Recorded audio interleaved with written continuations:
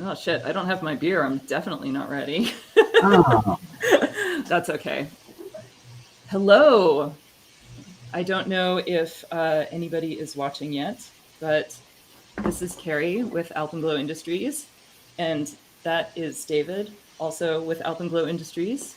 Hello. And hello. we are just kind of starting to do some live streams, and we figured we'd kick it off by just like hanging out and soldering up a kit. So what you're seeing up there is the board for a Nixie tube clock kit.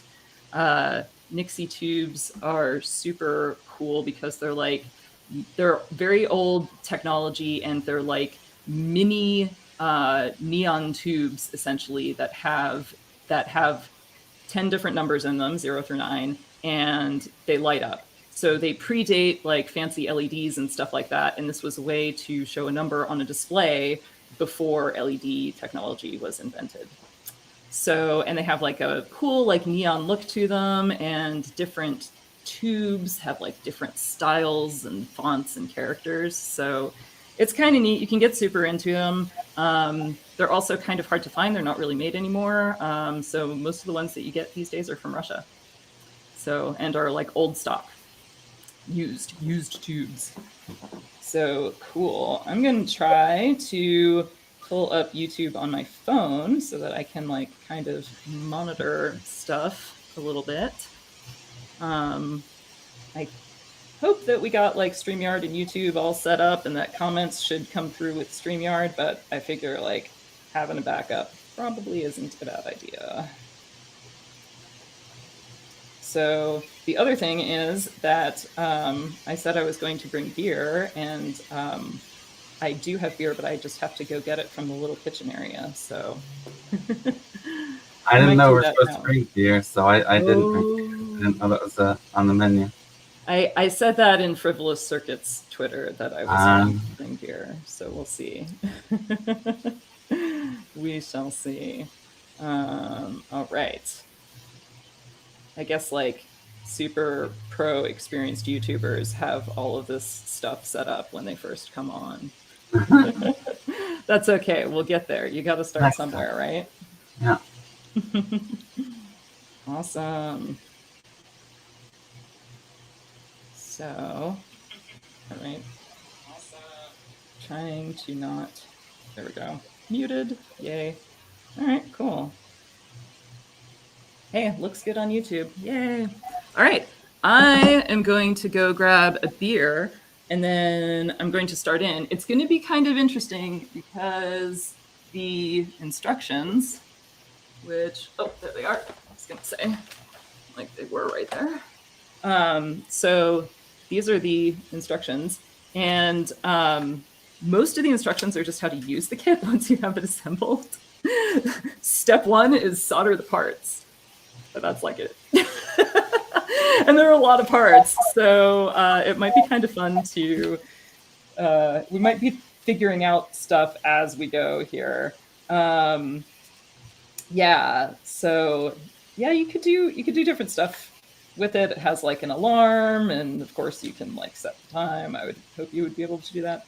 So it should be kind of cool when it's finished. But yes, we shall see how this goes, because basically the soldering instructions are just the circuit board. So on the front side of the circuit board, I'll leave that one up here for a little bit. You can see all of the resistors and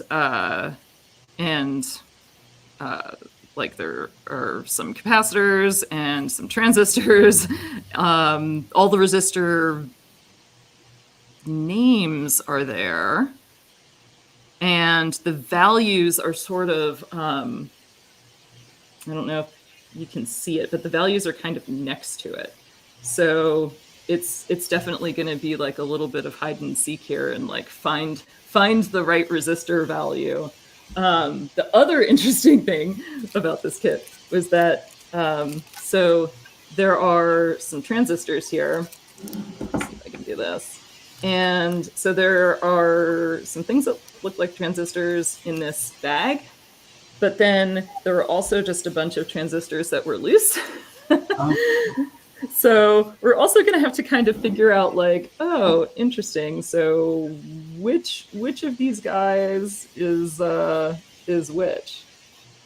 So yeah, that's going to be interesting. I see like A92 written by some and A42 written by others. Oh, and there's also sort of like a specialty one right here, which I'm not quite sure what this is. It's an interesting, like, I don't think it's a transistor. It has like a little bump on the back of it. I don't know, I shot JR. Do you know what that is?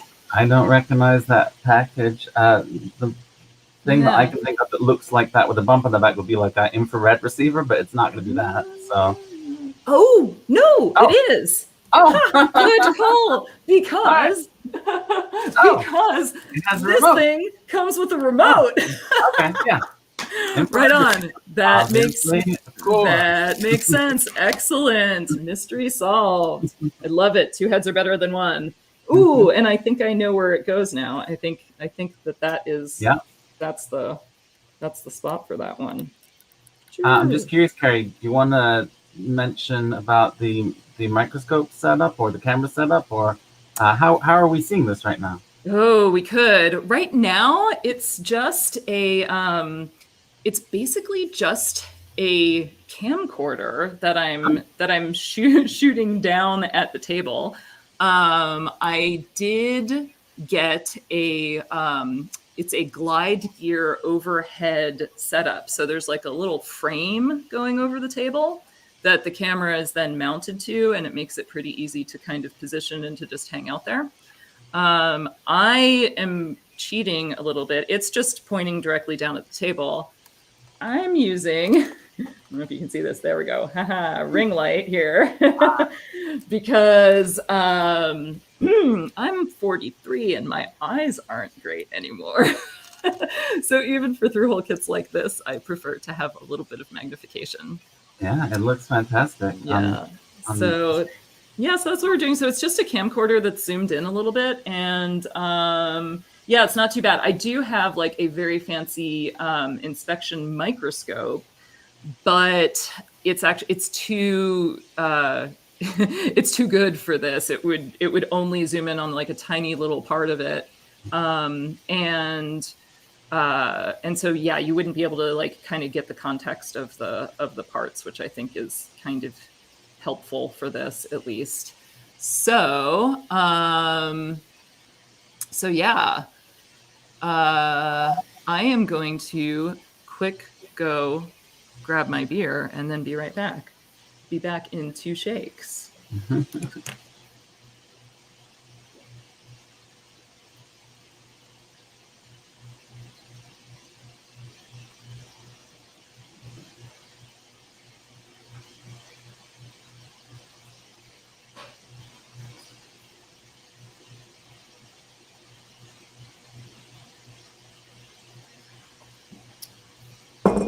Is there a particular beer that works well Nevada for soldering? is the beer of choice for this evening.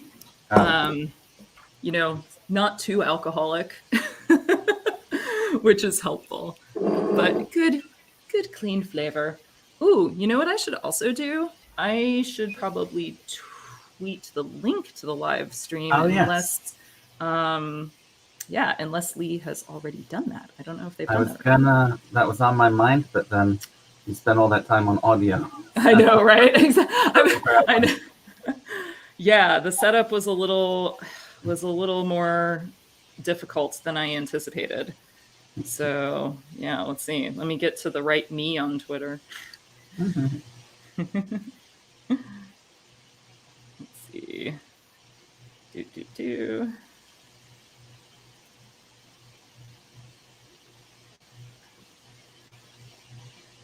Cool.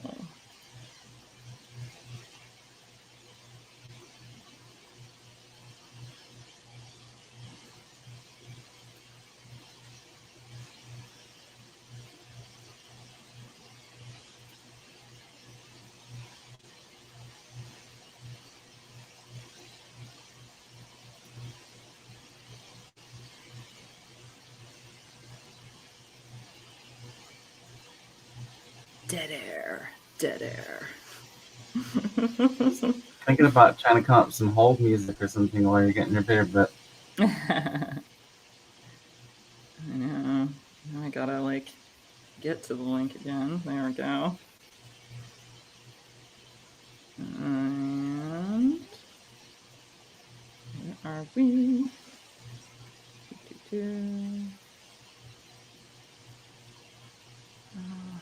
Why is everything so different?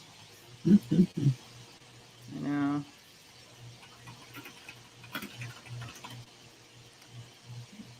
Twitter app is on the phone is kind of different than what I'm used to. And it's not giving me a thing to share. Why not? I might have to do this on the computer.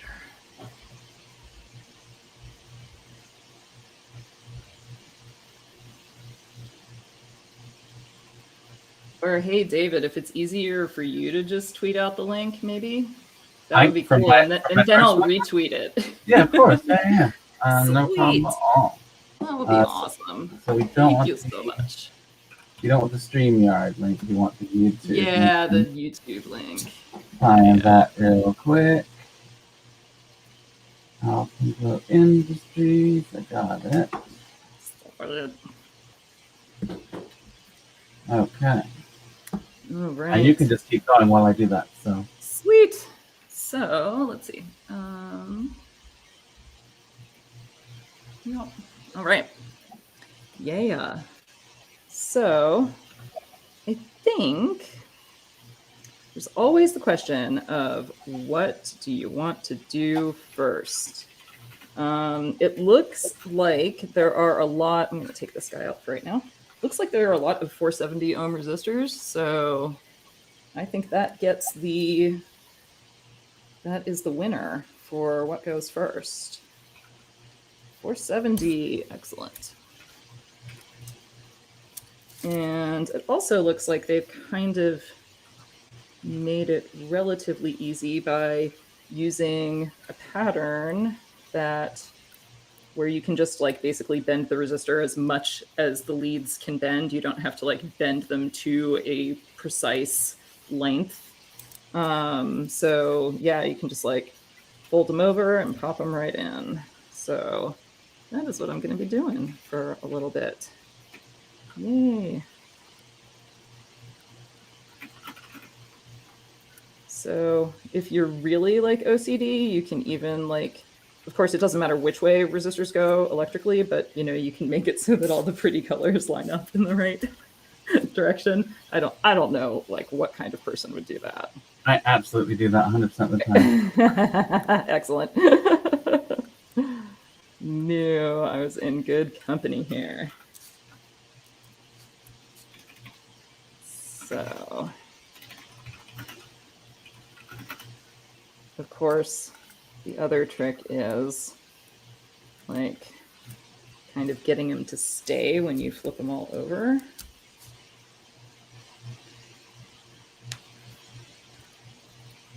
So I might just kind of do 6 at a time so I can hold them in while I flip it and then kind of spread the legs out so that they'll stay in while they're being soldered. A lot of times, like, I'll just do this kind of thing like on a flat table, and I like won't actually use like any kind of vise or helping hands.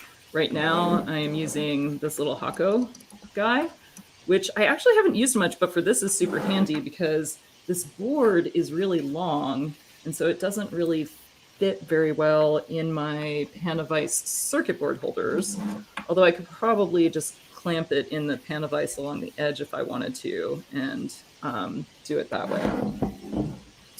But for right now, just gonna use this little Hakko guy and splay out the leads so that they stay in place. So another thing that I've been trying to do, I learned to solder before lead-free solder was really used a lot. And so I am trying to do new stuff with lead-free solder and just use lead-free solder some more. So it's definitely not quite as easy as leaded solder, but I'm getting used to it.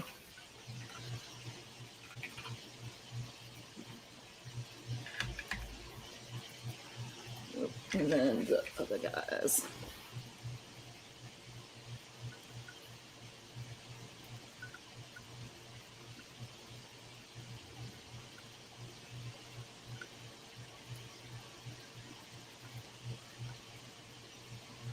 Yeah.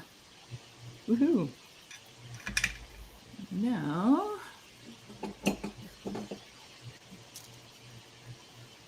clip all these guys off.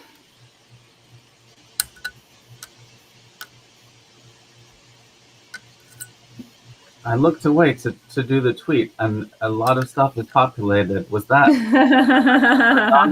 was the non-through-hole stuff already there, and I didn't see it? Oh, yes. So the non-through-hole stuff was already there. Yeah, no, I didn't just like crazy. Yeah, I took a while to do the tweet, but I was like, what? Yeah, that just all happened. You didn't see it? Yeah. Oh, cool. Thank you for making that tweet.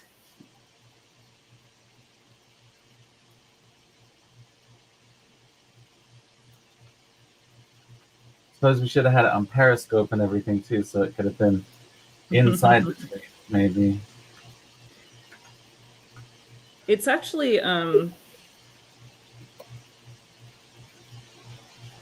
so it's actually like it's kind of cleverly done because all the surface mount components are on this one side. So and then like all the through holes are on the other side.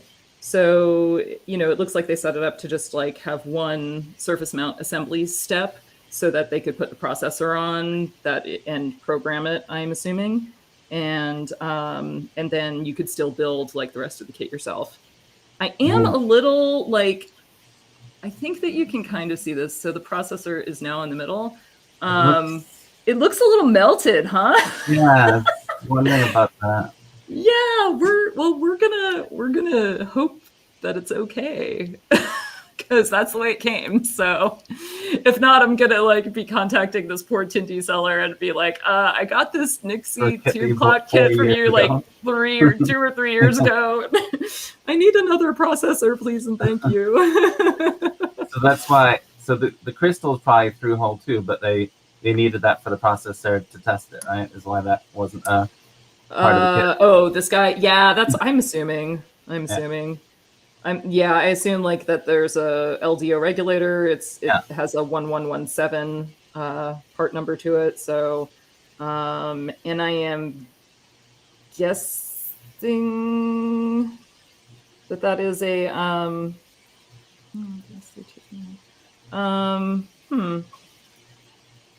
yeah, I don't know. I mean, that's a 24. So this guy is is memory. I think that's an EEPROM.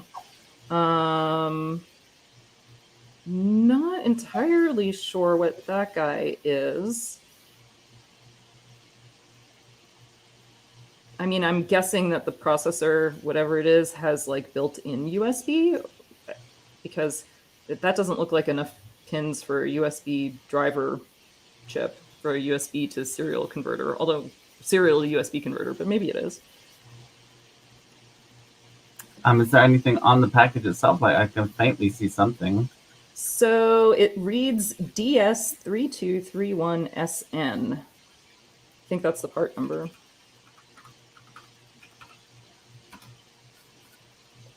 Real-time clock. Real-time clock. Hey, there we go. Cool.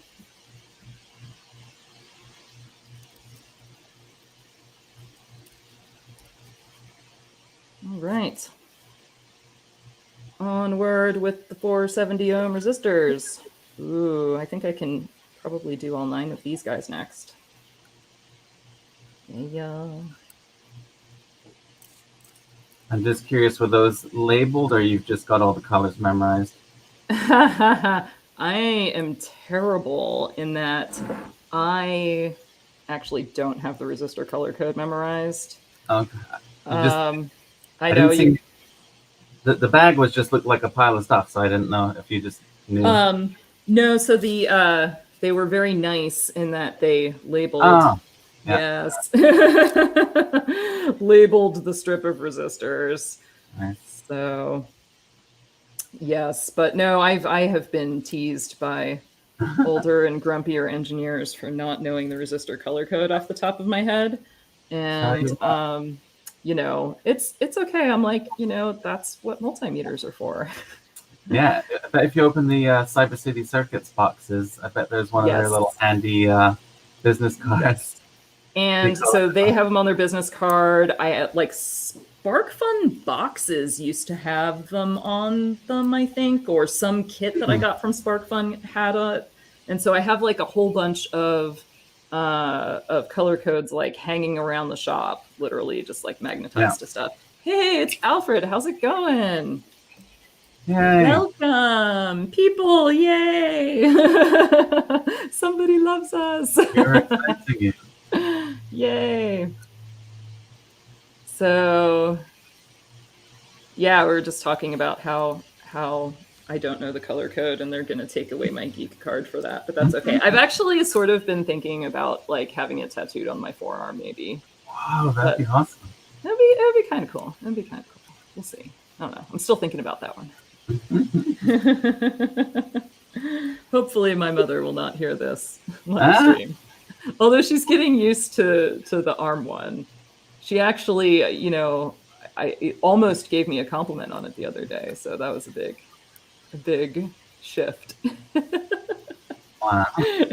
Oh. Alfred says he was picking up that CNC mill that we were talking about earlier. Yeah, that's awesome. So Alfred, I didn't catch this morning. I came a little late and I didn't catch what the driver was for you to pick up a CNC. What are you going to make with it? What projects you got planned out? I'm waiting for him to type, but my recollection is he said it was cheap. Ah, that's hey, there you go. And, nothing else needed. No other reasons. The reasons will come over time, I think. I just got confirmation he has no idea what he's going to make from it. Excellent. I like it. I like it. Buy first, ask questions later.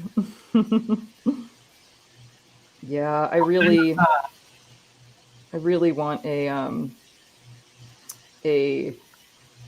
laser cutter. Yeah. What kind of tip is that? It's like, is it hooked or is that just a piece of stray solder on? No, so this is a bent tip. So this is a Metcal that I got for, it's a Metcal SP200, which is an older style of Metcal, but it's actually like one of the soldering irons I learned on. Is it still like the electrostatic kind or whatever? Like it's like the Metcal kind? Yeah, where the tip, like the thermal properties of the metal that's made of the tip control its temperature. Yeah. So you just like plug it in and the tip automatically just like stabilizes itself. These are 750 degree tips. Yeah. I've always liked soldering with hotter tips, even leaded stuff, because you can just do it faster and I feel like you have more control. So I always solder a little bit hot. And then this is a bent tip. And I really like bent tips because the whole, let's see if I can point. You can basically get the whole part of that little bent tip next to a component or around a lead. You just have more surface area to work with, especially for surface mount parts. I'll solder like this so that the bent tip is poking forward and like that whole tip can contact a pad. So It's like a chisel, but not when you don't want it to be like a chisel. Yeah, That's cool. yeah. And you can also just kind of like reach around stuff a little bit more if you have some like a real dense thing that you're trying to hook your way into. And like, I don't know, here I can sort of like go around the back from this far away. Front, or I can like do this. Yeah. It was hard to tell if it was just like a stray glob of solder or if it was like the actual tip itself. That's great. And they make bent tips for like a lot of different irons. Wellers have bent tips as well. But like this particular one, I like this. It's like a stubby bent tip, right? Yeah. So it's really short. It's not super long, and but it's like really, really effective. And even when you have a pad that is like tied to a big ground plane, you can still get a lot of heat into it. So it's good for fine stuff as well, and it also does pretty well with like beefier stuff too. Yeah. So I feel like it's a really good all-purpose tip. Alfred says he solders at 410 degrees Celsius. Interesting. Yeah. Do you solder with leaded or lead-free mostly, Alfred? I'm just going to guess it's lead-free, but let's see. Yeah. And I think it depends on the iron too. Like I was, I've been filming and leaded. Okay. Yeah. Yeah. And I think 410 is like, or is around with rosin core. Yeah. 410 is around like 720 or something F maybe.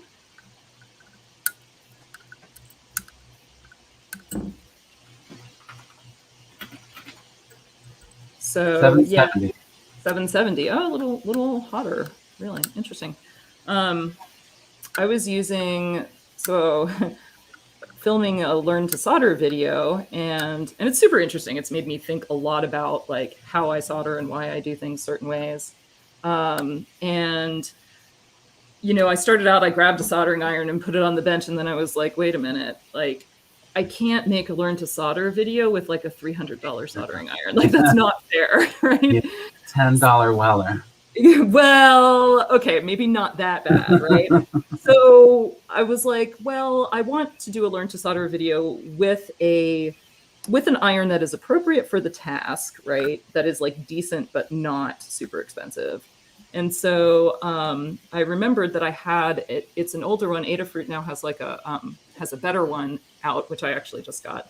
But there's just a direct plug-in iron with that is like a 60-watt one, and it has like nice tips, and it has like a little bit of a temperature control where you have certain set points. Now the one that they have has way more set points, and like a little digital display instead of like an LED that's next to the temperature that you've selected, right?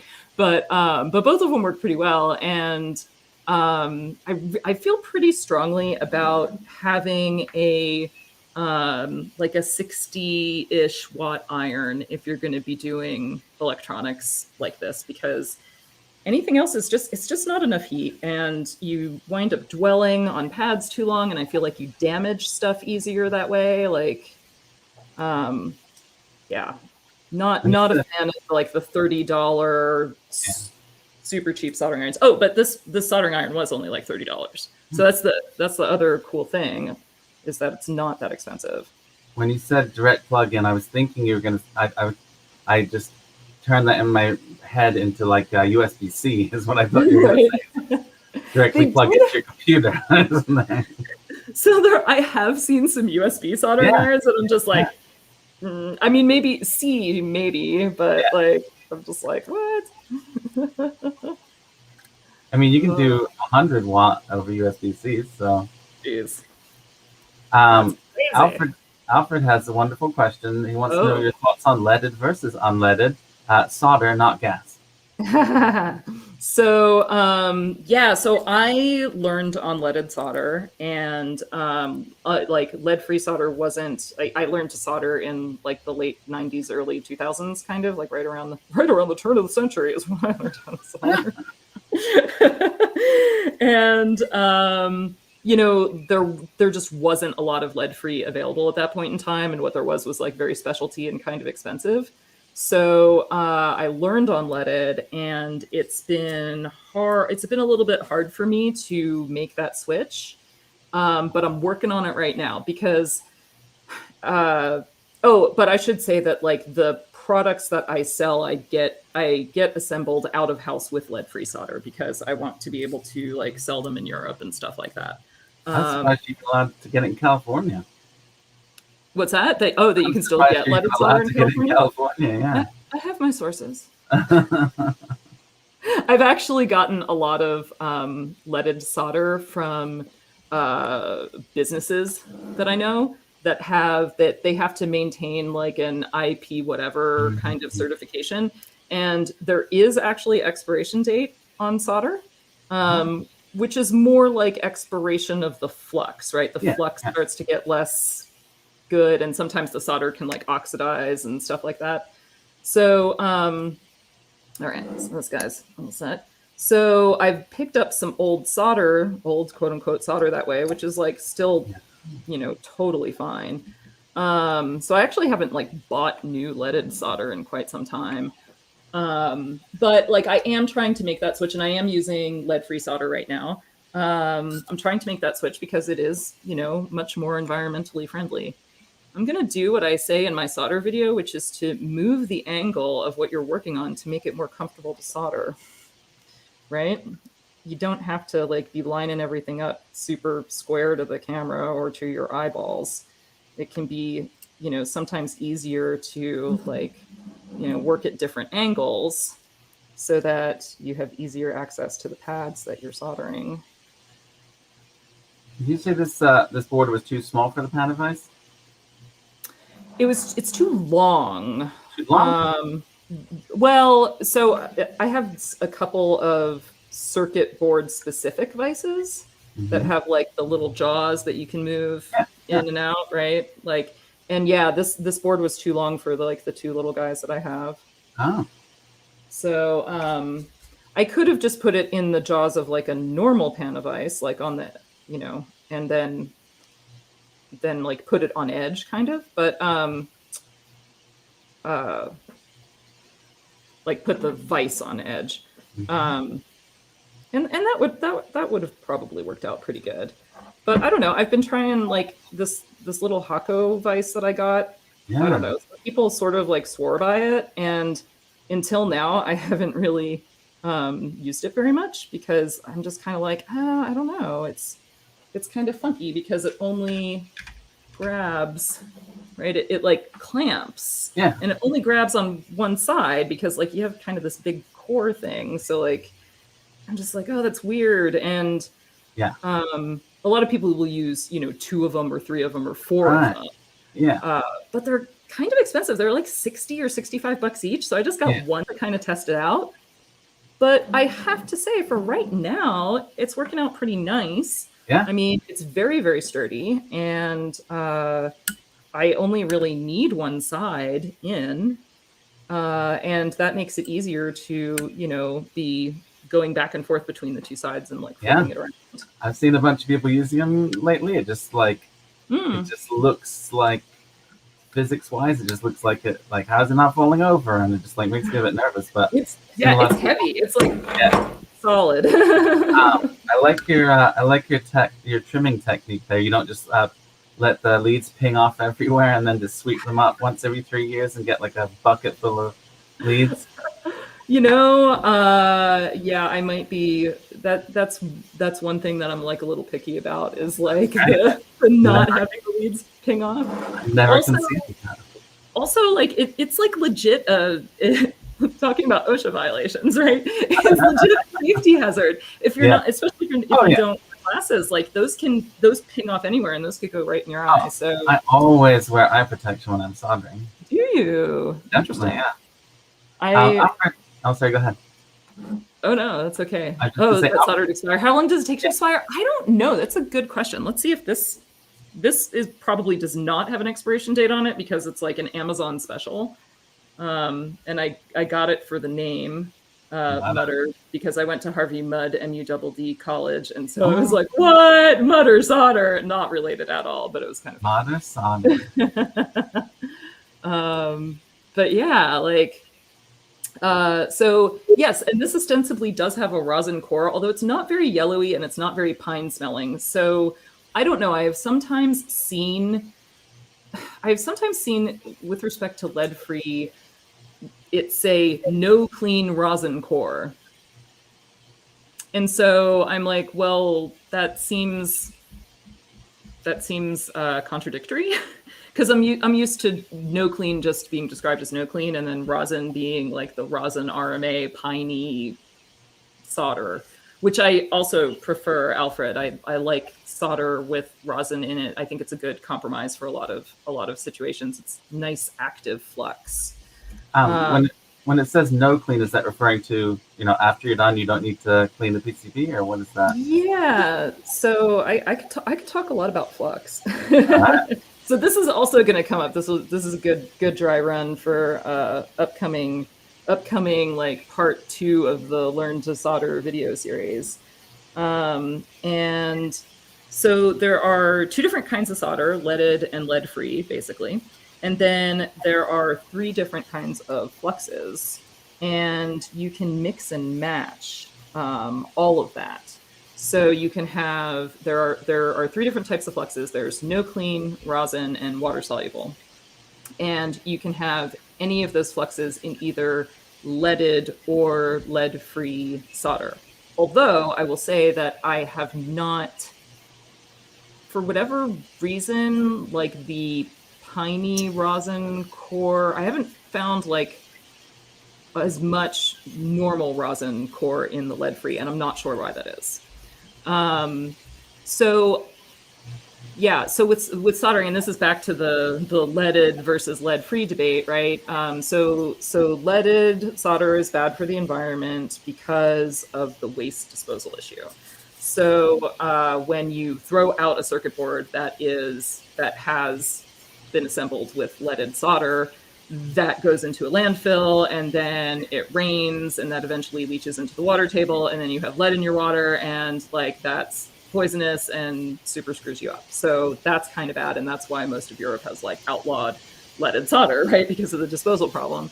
But we in the US have not done that, and so we can still use leaded solder.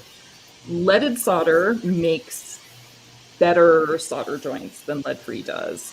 And why I say better, they're better in a few ways. Like if you're doing space stuff, they don't grow these tin whiskers. It flows at a lower temperature. It flows nicer. You can tell that you've made a nice solder joint because it's nice and shiny. And then when the flux is dissipated and it's been overworked and you have a quote unquote cold solder joint, it's like, it looks very different. It looks like very dull and crystallized. And so it's easier to learn on. It's like a little more user-friendly, but it's kind of environmentally bad. However, I would say that a lot of the pain of learning how to solder with the lead-free stuff can be alleviated by 1, using an iron that's at the right temperature, and 2, using a good solder with a good flux. I think that a lot of the problem is that people will try to teach soldering with lead-free and no-clean flux. And no-clean flux is like the least active kind of flux and generally boils off super quickly. And so with the higher temperatures that you have to solder with lead-free, it's like a double whammy, right? The flux just immediately goes away, and then you have a cold solder joint, and so it's really hard to work with. If you use a rosin flux core or even a water-soluble core, it's just a lot easier because it flows better, it holds up to heat a little bit better, and it just gives you like more working time. So that's why I prefer having rosin core. water soluble. I'll answer your question in a second about the leaded soldering, Alfred. Water soluble is super cool because it is water soluble. So you literally just wash off the circuit boards with some warm water, and all of the residue goes away. And that's how most production that's how most production work is done with, with water soluble flux. But it's also super active, which is great when you're hand soldering like surface mount components, like teeny tiny stuff, because it just flows really well and it flows nicely and you can rework it a few times. But you really have to clean that off because then it can actually corrode circuit boards, and it is also like a little bit more conductive than the other types of flux. So it can mess around with your signals if you have like low voltage stuff. No clean is like on the opposite side of the spectrum, where it's not very active and it's not the most effective solder, but the residue is sort of like clear. It doesn't really get that burned look to it, and it's not very conductive and it won't corrode stuff. So no clean is really good if you're doing like cable splicing or something like that you can't really clean very well. Although you have to be good at splicing because it also has like fast working time, and so it is more difficult to use when you're splicing. Rosin, it's like in the middle, and it's a perfect little, it's like a perfect blend of the two. It's a little more active, you have a little more working time, but it's not as conductive as the water soluble stuff, and like it's not going to corrode anything unless it's, left for years and years and years, or is like maybe in a really, really humid environment. Just to say, Carrie, Chris Miller, our friend Circuits. Yay! How's it going? And how's it going? Yeah, Alfred was asking about, I'm guessing, inhalation of lead. I'm guessing you have some kind of extractor set up over there. I do. It's not on right now because I'm using a microphone, and it's an external mic. I need to get one of the little like on the body mics. So the smoke that you see when you solder is not lead, to my knowledge at least. It's flux. It's the flux. So the way that that lead solder is harmful to you, it's not very harmful, but you want to wash your hands, especially before you eat anything, right? Because you don't want to ingest it. Yeah. So, that's what I guess Alfred was asking about touching it, and that's definitely a thing I remember is like, when there was a baby around, like washing my hands a ton after soldering. And that's why the lead-free stuff is also a little more kid-friendly, because you don't have to be quite as vigilant in making sure they're, not putting it in their mouth or something. So, although, I have some old school electronics friends who are all like, I used to hold the solder in my mouth when I was soldering, and I'm like, well, that might explain a few things about you. That's definitely the way to strip wires. Strip wires, yeah, right. With your teeth. That's funny. No, I usually make the mistake of stripping solder with my fingernails, and then I get like a little like wire stripper divot in my fingernail because of it.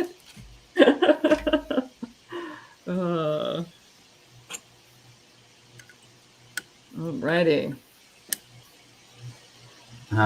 Where are we at in component progress? Oh, I've been talking too much and not how many down? How many to go? Do we think? Oh God, we have tons to go. We're definitely not going to get this done tonight. But it's it's coming along. We've got a bunch of our 470 ohm resistor soldered. I'm kind of getting tired of soldering 470 ohm resistors. I'm kind of thinking of doing something else instead. Maybe what I'll do is some other weird resistor values to get rid of all of the little onesie twosies. So what does this one say? This one says 82K. So let's find the 82K things on this. Oh boy, there are a lot of numbers. 82K, and there are only two, so it's probably not going to be in like a repeating circuit pattern.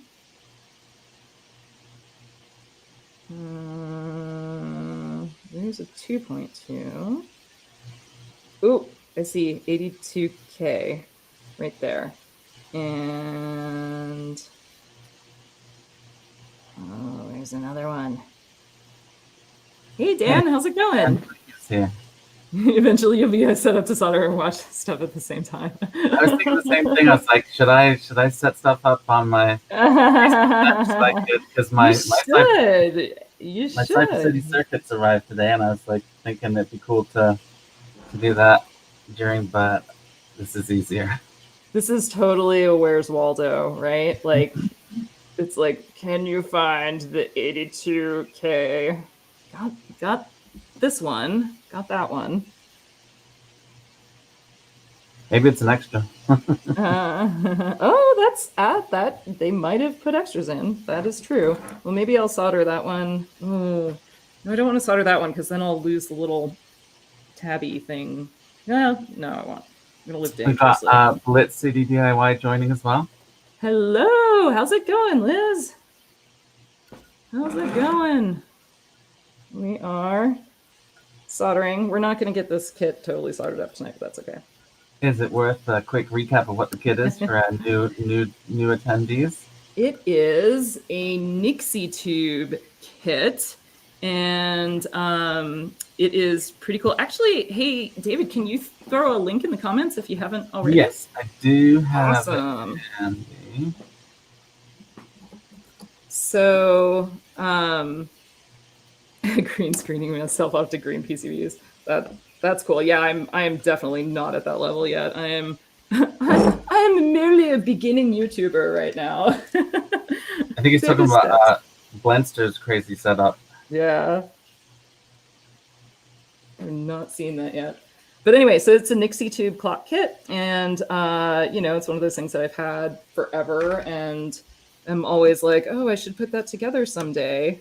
And so today is that day. Today is that day, or at least it's the start of that day. The first in a series of days.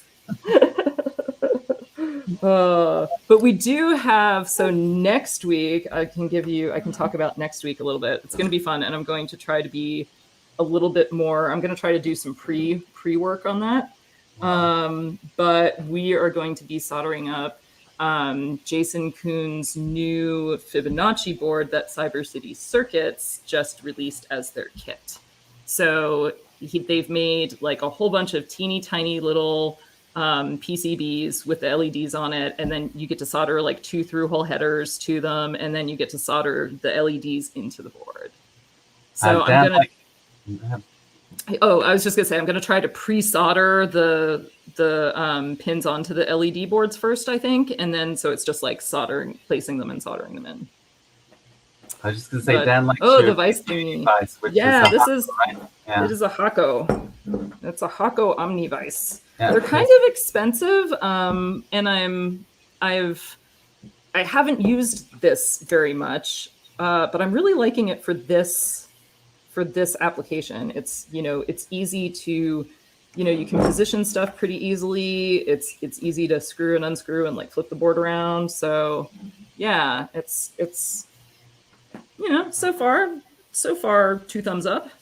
Have you seen that one that's like magnets that you can like move the bits around? They're magnetic, and someone will know what I'm talking about. Maybe it's like the other, like the 2 cool ones right now, I think, are the Hakko and this other one. It's called I can't think of it because all I can think of is OmniVise, but it's like a something else Vise or something else. It's got a fun name, and it's magnetic, and so you can move around the different points on this like magnetic board. I have no idea what it's called. Well, that sounds cool. So now I'm on 4.7 mega ohm resistors. Yes, this is nice and heavy. It's like, it is a very solid, tiny little vise.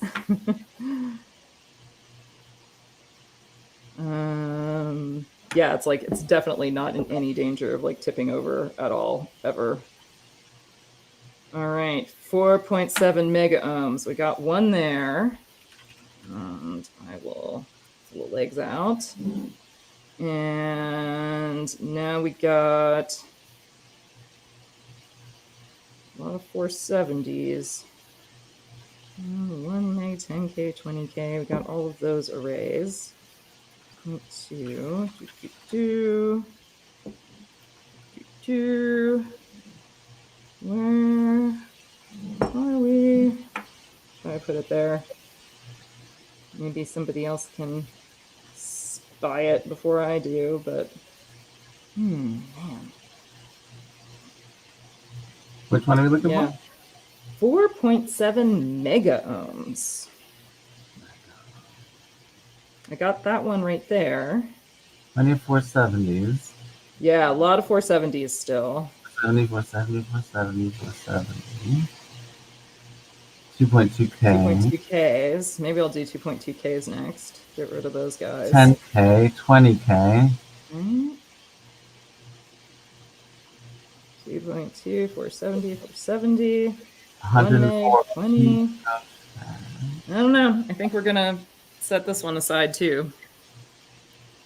Put that in the can't find it pile. Let's see. Got 1 megs, 20K. So yeah, we have those like these arrays of like 1 meg and 20Ks. These are 2.2s. And what else do I got? And Chris is saying he soldered a VFD clock recently.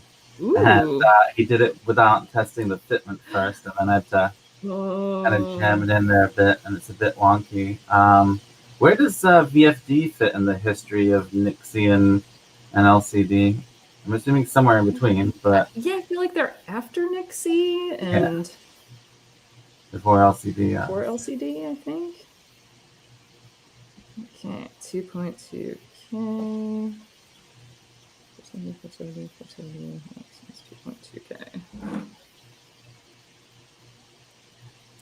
Chris agrees newer. Chris, was that your death countdown clock, or is that something else? Death countdown clock?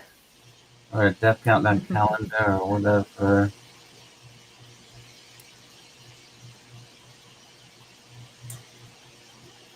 I'm guessing he's typing. Too many clocks. Yeah, I was mixing up different Chris clocks. Unfortunately, not the death clock, the VFD clock. Death clock. Totally different clock. Speaking of death, is anybody else a Metalocalypse fan? I don't know what that is, so not yet. But maybe. What does that mean?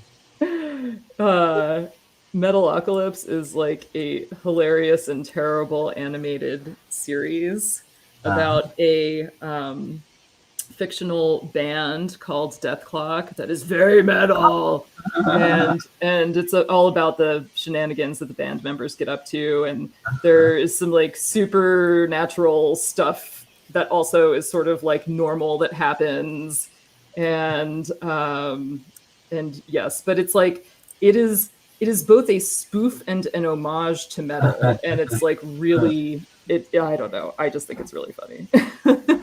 But yes, the band's name is Death Clock, and it's like they get to the point where they are like the world's largest economy, and you know, if they don't have concerts, then like the whole world goes into recession, and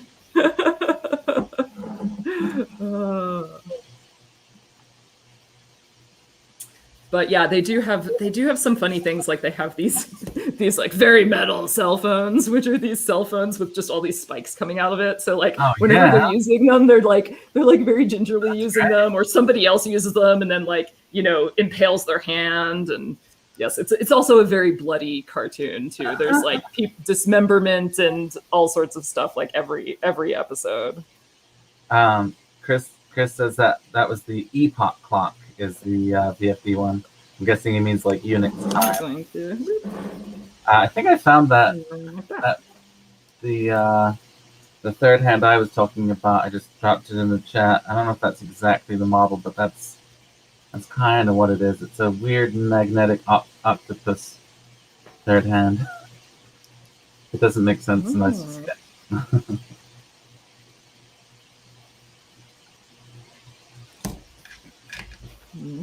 All right. So we got that guy. We got a few of the 2.2K ones soldered. Oh, and for people who are like kind of just arriving, so the surface mount stuff that you're seeing here like came pre-soldered. It's a little concerning that the processor appears to be a little bit like melty. But you know, whatever. Hopefully it will still work. Alfred finished the bleep bug, and I just realized that all of the links I've been dropping in the whole time have actually just been blocked by YouTube. So nothing I've put in there so far has. Why is YouTube blocking links? I just does that a lot of the time. Yeah. YouTube. All right. Let's see. Let us now look for more 2.2Ks. Oh, there's one right there. Yeah. Let's stick that one in. Oh, need a mod for the channel links. Oh, interesting. I will try to figure that out. Yeah, I was just using my personal account in a different window, so that would explain it. Yeah, I'll have to add you guys to the YouTube channel officialness. All right, got that 2.2K down there. Wait, what is? Oh, I see it. Never mind. My brain was like thinking that 2.2K went with like one of these three, and I'm like, wait, no, they clearly say 470, but it's the vertical one that's next to it. I'm like, I see it now. Oh, Alfred is progressing through the soldering products himself. He's moving on to Dan's Ohm Paradise, which I also have, but have not put together yet. No, wait, Ohm Paradise, is that the same as the Ohm Parade? Sorry, yeah, Parade, I think. Okay. That's probably what Alfred meant. I don't know if it was autocorrect or... Yes, Ohm Parade. Lets you switch between different resistances in the breadboard easily. Yeah, I just got mine. I haven't used it yet because it was like I got it in the middle of the shop move madness. But it's super cool, Dan. I've been meaning to tell you that. Like, thank you for the note in your package and everything, and I'm excited to use that and stuff. It's a very good customer experience. Alfred then commented derp, which he also managed to misspell as DERO. So definitely some autocorrect issues going on or something, I think, on his side. The bleep bug is working, and he's onto the Ohm Parade or nice. Paradise. Dang. I guess he's not talking the whole time, so he's... I know, he's making more progress. Yeah, you want to work on this Nixie kit? All right, so I still have 2 more 2.2K resistors here. This might be a good time to sort of like figure out, did they just give me extras, or am I just really bad at picking them out? I feel like I don't see any more 2.2Kers. Bloop, bloop, bloop. I don't see any more, so maybe they're just extra. We'll put them in the maybe they're just extra pile. I think Dan hates reading color codes. I don't think it was you when you were saying you were going to get a tattoo on your wrist. Yeah, well, it's a thought. It's a thought. No, you said, so you said I always said, well, I'm committed now. Fully committed. You said if we didn't finish soldering this in an hour, you were going to get a tattoo, is what you said. Damn, I haven't drunk that much of this beer yet. I don't even remember saying that. Rewatch it later, or just rewatch it later. Meanwhile, you're going to be like editing the video. And... Dan is in too. He's getting one also. Excellent. Excellent. Yeah. So I was saying that like a couple of my like old school EE friends tease me to no end about like, oh my God, God, engineers these days who don't even know the color code. And, then there's some good natured like girl engineer ribbing, right? And but like So part of the reason with color codes for me, and here I am talking about soldering anymore, 1 mega ohms, is that like, okay, especially when you have these 1% resistors with the blue background, tell me which is red and which is orange and which is brown. Yeah. It's like impossible to freaking see, you know? And like, and even on the tan backed ones, it's still hard to see the difference between some of the different colors. And so I'm just like, you know what is more foolproof and faster? Just grabbing a multimeter. So yes, however, you know, in the apocalypse when multimeters don't work anymore and we all need to know the resistor code from scratch because there's no other way of determining resistance ever, then I'm definitely going to be hosed. Everyone in the comments is saying the same thing, and also everyone's getting the tattoo, I think. Excellent. Excellent. See if we can do a group gets.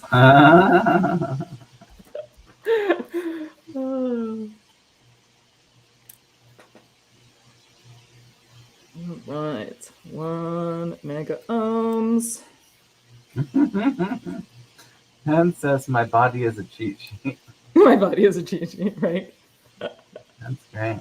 Oh man, so you know, I remember in college we would have, and occasionally in high school we would have a test where we were allowed to bring in like one cheat sheet full of notes, right? Oh man, like I wish I had kind of kept some of that stuff because it was like, those would have been like the best crazy engineer rambling things to post pictures of these days. Chris is commissioning the design for the tattoo on Fiverr as we speak. Oh, perfect. Because I definitely don't want to spend more than $5 on something that's going to be on my body permanently. Like, on your body for the rest of your life. There's limits for that. Yeah, totally. Excellent. I'm glad you have the same high standards I do. I wonder if we got the Cyber City logo on it, if David would pay for them. Okay, I draw the line at being a walking billboard. Oh gosh, there was that thing going around a while ago where like there were benches with embossed things that would leave indentations on the back of your legs, and then you would be like an advertise. Did anybody else see this? I swear it was Did not see that. Oh man. Yeah, there was a thing with that, and I don't know if it was like a gimmick or if it was an actual thing, but I definitely recall seeing that. I thought you were going to say the people in the .com days that got tattoos of whatever palace.com on their face that doesn't even exist as a website anymore because someone paid them $1,000 or something. Dan still has some of his cheat sheets. Cheat sheets? Nice.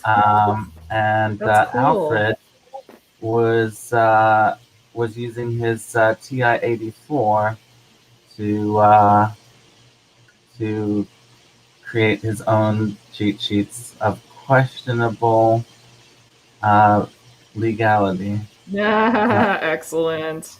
Not sure if that was on the you're allowed one page or if you're not allowed any, but you're allowed a calculator, and I know how to program, so that seems valid. Hashtag never get caught, says Alfred. There you go. Well, it is a little bit silly. I don't know. I have differing thoughts about that, but it's like stuff that you can easily look up, like making your grade based upon your ability to memorize it is kind of lame. I mean, yeah, there are certain things that you should just have memorized, like your times tables, V equals IR, you know, stuff like that. But so many other equations that just like went in one ear and like were there for the duration of the test or the course or whatever, and then like are just out again. Chris's friend recased a TI-89 inside a TI-83 case in order to get the advanced features of that and cheat even harder. And Alfred is now was thinking about just putting a Raspberry Pi in his. And he could just download all the answers from the internet, which is real. cheating is like, there's definitely a lot more that you can do these days than there was. I was waiting for someone to say like they had infrared going between their HP calculators or something so they could share answers, but Oh, right. I remember that. I remember someone made a Pebble app specifically for cheating in school where you could say like A, B, C, or D and share that result with each other, and whoever got the most, if 3 people said C and 1 person said D, then it would say the right answer must be C, and you just that's collaborate. hilarious. Yeah. Crowdsourcing a test, huh? Yeah. See, I don't know if I would have trusted my friends. I'd be like, I don't know. I think you guys are wrong. You guys are trying to mess up my grades. Oh. All right. I think this is all the 1 mega ohm ones. Nice. Choo. I have a nice little pile of legs going over here. Wow. Oh, Alfred was allowed to use laptops in his school, so. Oh, but they had monitoring software, but Alfred got around it, so. And Chris points out that if there was a curve, then the crowdsourcing wouldn't work very well.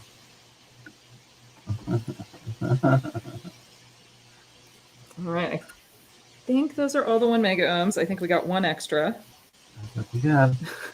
Put it in the extra pile. All right, 20K. 20K. So we definitely got that guy here.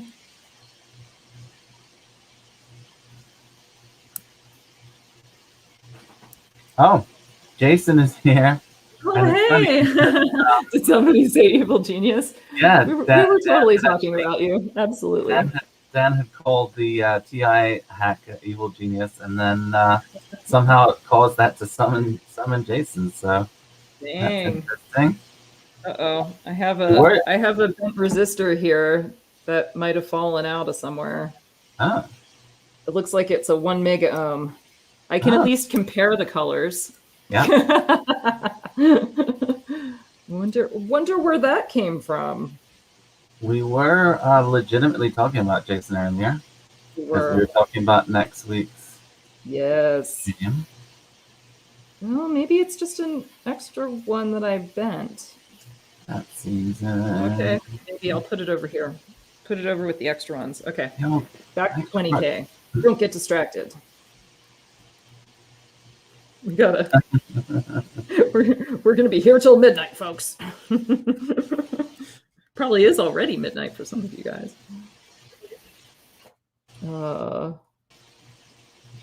Maybe not quite that late, but yeah. We don't even have to say it 3 times. Nice.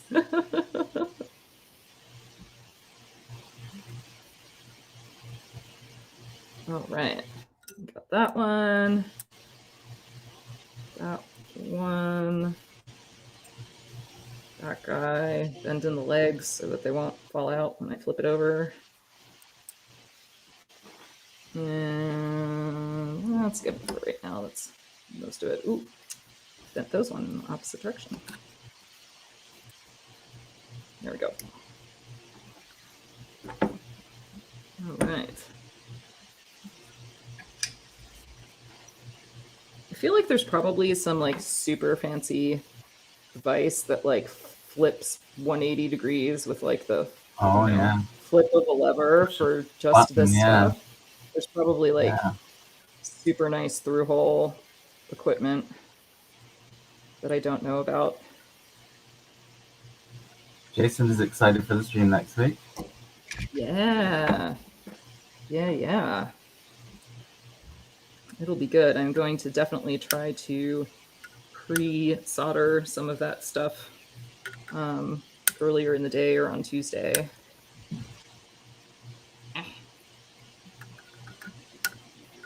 Clip, clip. Clip, clip. Okay. Now, more 20Ks. 20K, 20K. You can see two more. Sounds like Alfred got his Jason kit as well. Mine also arrived today. Nice. Yeah, it's going to be good. It's going to be super fun to put that together. So, Jason, do you have any idea about how long it might take to fully assemble one? Oh, that's a good question. Yeah. Jason's still working on it. Oh, no, he's waiting on his. Sorry, I thought you said he's still working on this. Still like, that's not, yeah, if it took him a really long time, that's not what I wanted to hear. Got it.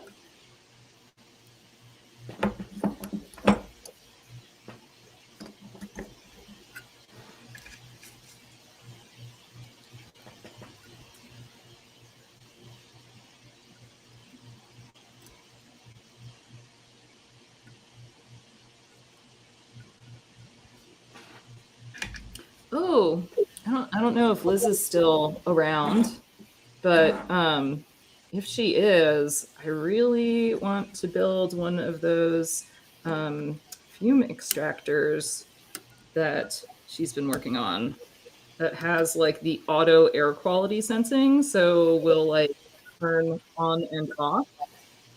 Oh. Yeah, I thought that was genius. I thought that would be really, really cool to have so that you wouldn't have sort of like the constant fan noise in the background. Jason is unsure of how long it takes to assemble. He just spaces out and listens to podcasts when he's stuff. Works. That Especially when you got 500. Well, I guess he doesn't hand assemble the 512s. All right. So now we're on to 10Ks. There's still a whole bunch of 470 ohm resistors that I took a break from, but that's okay. Might go on to some of the other more interesting components after this. Oh, Chris is asking about your iron, which is great because we did cover the iron and the tip and the temperature and the pretty much every other aspect of it, but it'd be great to cover it again. Oh, we can talk about it again. I will always talk about soldering irons and stuff. So the iron that I have is a older Metcal. It's an SP200. I got it for $35 at a local thrift store, which is amazing because it was totally like a $350 soldering iron when it was new, at least. And so it Metcals are kind of cool because the basically the tip temperature is controlled by the material that the tip is made out of, and like when it gets too hot, some sort of like metallization change happens. There's a word for that I'm missing right now, but it basically kind of like, I think it basically changes resistance, and so it heats up and then and like cools off like all by itself to maintain like a very nice and even tip temperature. So it does make the tips a little bit more expensive. I think that they're like $20.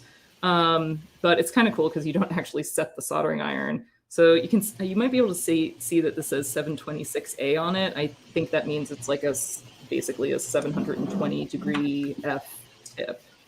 And it's a bent tip. I really like bent tips. I think that they're super versatile. And because they not only like let you to really get a lot of different angles on something, you can get like the whole flat of this tip on a surface mount pad if you're doing like a little surface mount thing, and that can help heat up, especially if it's connected to a ground plane or something. And then you can also kind of like get around components too if they're in hard to reach areas. And also just having that extra surface area on the tip allows you to heat up pretty big planes too, but still have the benefit of like this nice fine point of a tip. Chris says it's the curry temperature is the magical Metcal concept. Dan says his thrift store only has curling irons. Dude, I was shocked. So the truth of the matter is that they had 3 of them that somebody brought in. And like, I should have been selfish and got all 3 for myself, but I got 1. And then I like texted some friends. I was like, holy shit, I just got a $35 Metcal. Like, they had more. Do you want them? And so I actually like picked up 2 more and shipped them to friends. And so 2 of my friends actually have $35 Metcals now too. But you guys can totally be on that friends list for the next time that there's a $35 Metcal deal. Alfred has an interesting hack. He says he connects his soldering iron to a timer, and that way he never leaves it on overnight because it'll just turn off. Nice. And go ahead. I was just say Chris is advocating for Metcal's ability to dump heat into something. Yes, totally. They won the stack of pennies test over the Weller Silver Series because that was something we did one day. Yeah, Wellers have bent tips too. There are some bent tips for Wellers. I just really like this little Metcal tip though, because it's both short, which I think makes the heat conduction go a little bit better. So it's sort of like this short blunt shape, but with this bent tip on it. Yeah, the Wellers tend to be like a little bit longer tips that are bent. So I feel like they just like kind of cool off a little bit easier. Jason is asking if anyone trims their leads before soldering. What? No, I don't. Or remelt them after trimming. I'll remelt them if they look bad. Like if I have sort of like a little knife point sticking out or something like that of solder. But no, I generally will not. Just you, Jason.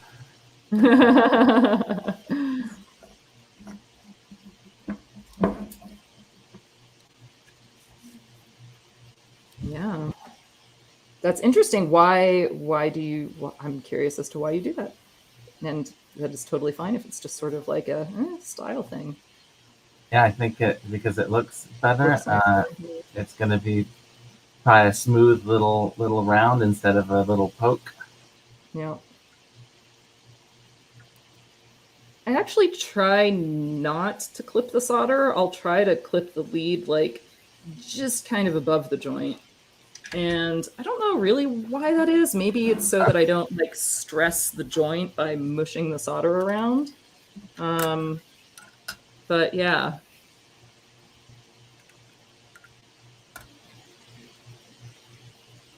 Yeah, apparently it's aesthetically brilliant. Chris is saying that Jason's assembly of his board looked better than any of his own boards. So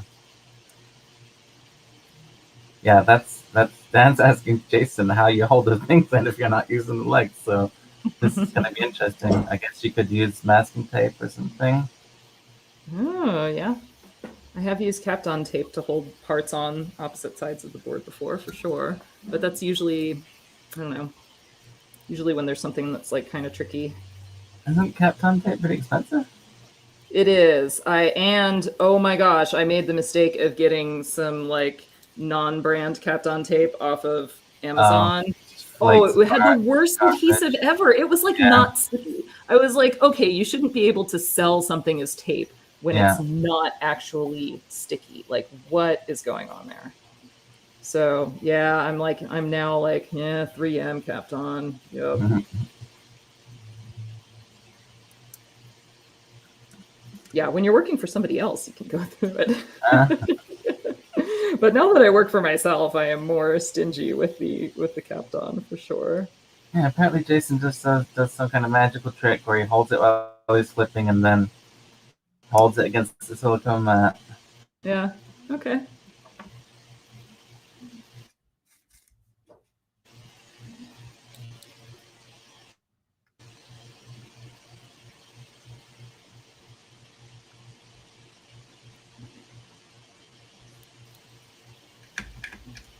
I'm having connection. Yeah, what I'll do, I'll really show this. Maybe I'll do this one next. Are we pretty much done with the 10Ks?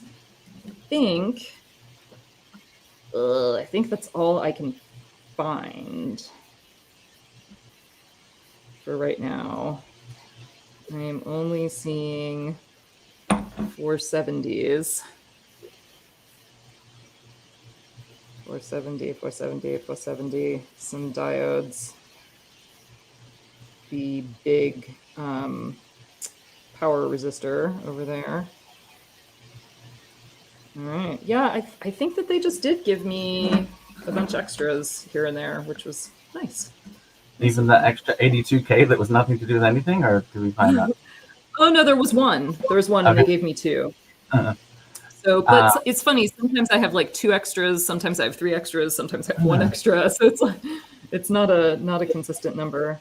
But so I think what I'm gonna do next is the chip carrier. Nice. Ooh, there's even a battery on the back. Look at that. I just want to say, Liz was saying blue tack. Oh, blue tack. Nice. And Chris is referring to some old school smush down foam pad that you can push onto a board. Maybe some of those guys that chew the lead solder would know about that. Right?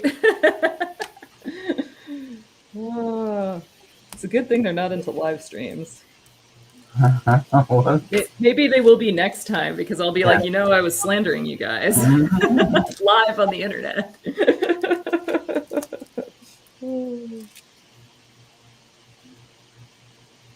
And Chris Miller's recommending asbestos as a great solution. Oh, yes. And Dan got some kind of weird little finger thimble things that he's gonna. Oh, yes, I have some of those. I totally have some of those. So let's see. So like this one, a lot of times what I do for stuff like this, where like it's a chip carrier, so I could bend the leads, but if it was an IC, I wouldn't really want to do that.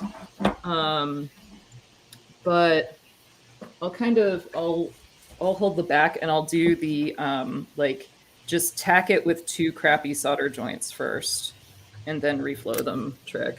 So I'll just get a ball of solder and kind of make a crappy solder joint here. That's enough for it to just sort of stay in place. And then I'll do like a crappy solder joint there. And it's just sort of enough for it to stay in place. Super crappy. Yeah. And then I'll go through and I'll like solder, a few more. Do you have any strategy in terms of which pins you do after that? Because I always like start at one corner, do a couple, start at the opposite corner, do a couple, so it's not like building up heat in one area. And I don't know if that's just overkill or. For regularly? Regularly I'll just go down the sides, but like when I'm tacking something down like this first, I'll sort of do opposites so that I have hopefully like a good flat surface, and then I'll go over it like once I have the ones next to it all soldered down, and then before I do the rest of them, I'll check just to make sure it's not like super cattywampus, and like that looks pretty good. Got to pin one in the right spot. I do. My little notch is by the little notch. Alfred pointed out the other strategy, which we overlooked, which is just burning your fingertips while you hold it in place. No extra equipment required. Right. So it finally occurred to me that like maybe having some like burn kits or first aid by the soldering irons would be a good thing. So I actually have something that is called burn gel. I have never used it. Don't know what it's like, but I'm like, all right, cool. We now have this by the soldering station. Should have given some kind of disclaimer at the beginning, perhaps. These insurance. Do not touch. This is hot. Sponsored by Burn Gel. Sponsored by Burn Gel, yeah. Yeah. All right, so that's that chip carrier. Do the other one here. What were those ICs? Did we know? I don't know. They are, let's see, TM1812. And then there's a longer number string underneath it, 1409 BC4493WT.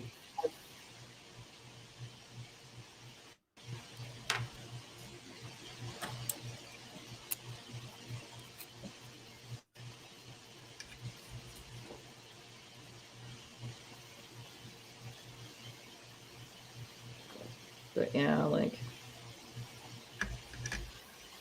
doing the little tacking it down joints. Yeah, I will say that like I never got really great at like the like holding something. Oh, actually, that's not too bad. Never mind. Maybe I'm better at it than I thought. Like holding something in and soldering it at the same time. When it's like something that's really flat against the back of the board, that's actually not too bad. But I don't know. You get like, you see experienced electronics techs like hold the solder perfectly and two wires like all in their fingers and like make this perfect splice joint, and you're just like, oh, dude. I think my connection went bad for a second, but I looked up the TM1 1812, and Chris is saying the same thing. As it seems to be to do with RGB LEDs, some kind of driver, perhaps. Ah, yes. So one of the interesting things about this kit is that there are RGB LEDs under each of the Nixie tubes, so it kind of like underlights them. I know, very cool. Oh. Because it is still somehow about LEDs, even when it's about Nixie tubes. So that's what the four holes in the middle are for the LED.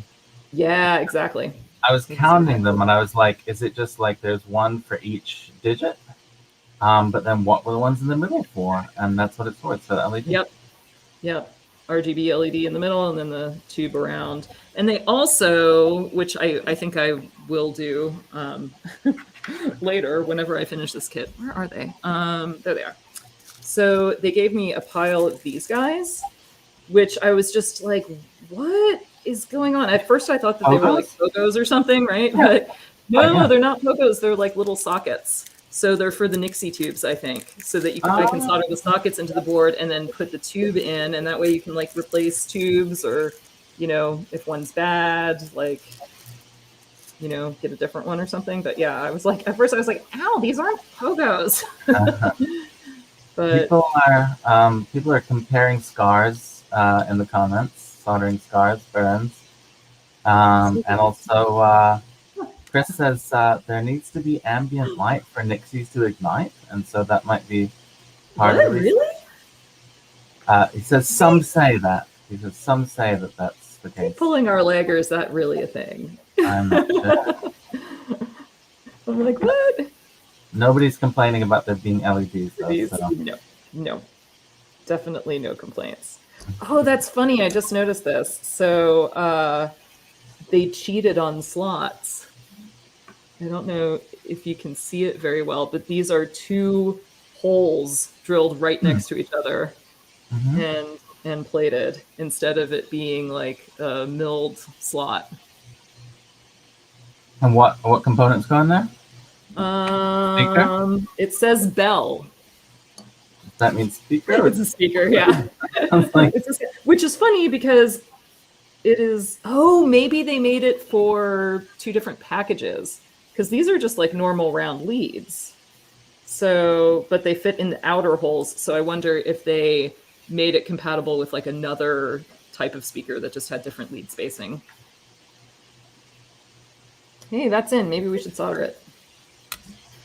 Did I put the plus in the right spot? Double check. Yep. Okay.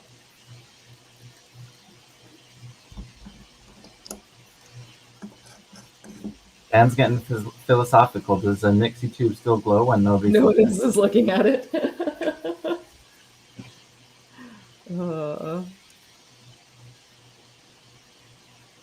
I don't know if I can do it quite. Kind of. Yeah, it's not bad. One thing we didn't discuss, I think, is the diameter of your solder. Have we talked about the diameter of the solder? I'm using 0.6 millimeter activity solder because this is an activity. We are activitying. Yeah, I think this is a good size for it. It's not too much. You know, you feed like a little bit in for a through hole to make a nice through hole joint. So I mean, I probably could use like 0.8 if I wanted to, but yeah, it's not too bad. Yeah. All right, what else do we got here? What other weird components can we put on now? I'm not going to put the battery on until the very end because I don't know what all it's attached to. Let's see. Yeah, I'm going to have to think about those sockets because those are going to be tricky. How am I going to hold those in without burning my fingers? I do have like the silicon little like finger caught thingies, but man, because they're all individual. Maybe I should have done those first, put them all in, flipped it all over, then it would have sat on them. That would have been an excellent idea. Too bad I didn't think about it till now. Alfred's using 0.032 inches. Yeah, which is about the same, I think, as 0.6 millimeters, I want to say. I think that's close to the same.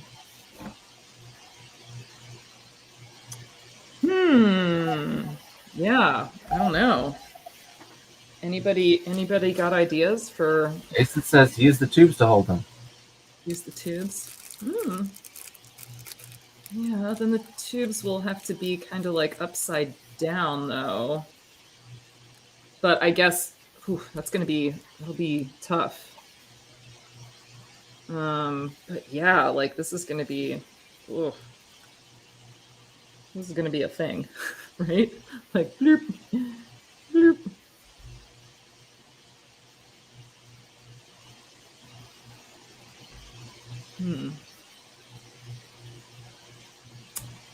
Blue tack. Blue tack, yeah, maybe the blue tack. Blue tack's your answer to everything. It doesn't melt like in. I would be afraid since like this is the actual thing that we're soldering. It's going to heat up super fast, and I would be afraid that it would melt. Wrap them on both sides. Whew, that's a. That would be some work. I don't know. I'm kind of thinking like Kapton tape, maybe. Just like tape over them. They might be a tiny bit cattywampus, but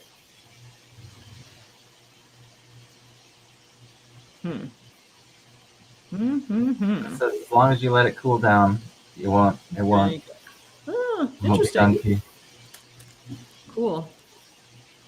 I will have to give that a go. We when I was like dyeing yarn and doing yarn shows, we used blue tack a bunch to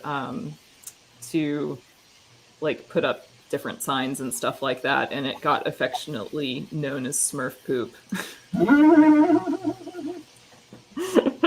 So now like that's the only name I know blue tack by. I'm like, oh yeah, that's the Smurf poop. Missed from earlier, Chris was asking, are they loose in there, or are they tight in there, or they hold in there, or they just drop out? No, they'll just drop out if I flip it over for sure. Not tight enough to hold themselves in. And it says Kapton or sponge. Kapton sponge. Those are two things, Kapton or sponge. Didn't somebody say something about like some specialty? Oh no, but I'm gonna be soldering that side. Yeah, that's.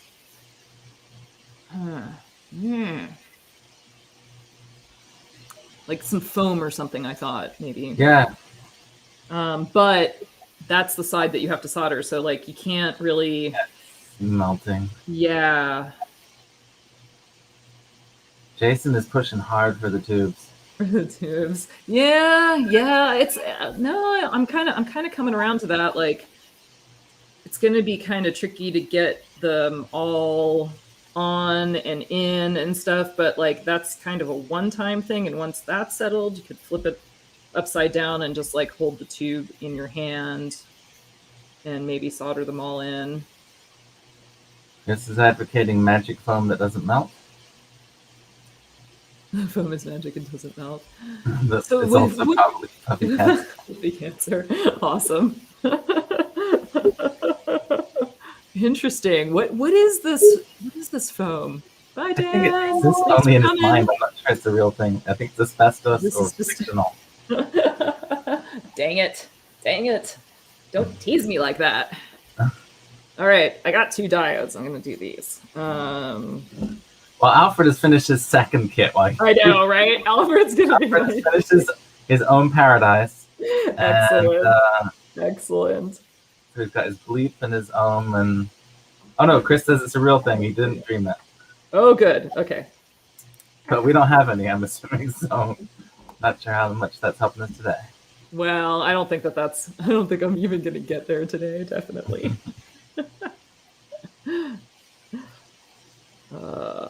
Diode. Alfred has begun assembling his Nixie clock, so nice. Head to head now. I'm just kidding.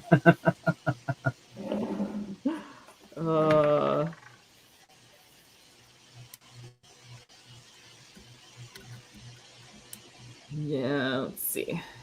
All right, got 2 diodes.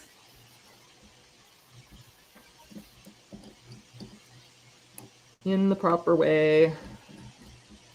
I didn't even have to bend these guys because they just like slotted in so nicely. So yes. Definitely takes a little more heat to get these guys flowing because of the larger diameter of the leads. I'm trying not to bridge that one over to my resistors. We're a little out of shot. Not in the camera. Now. Not in the camera. Yeah.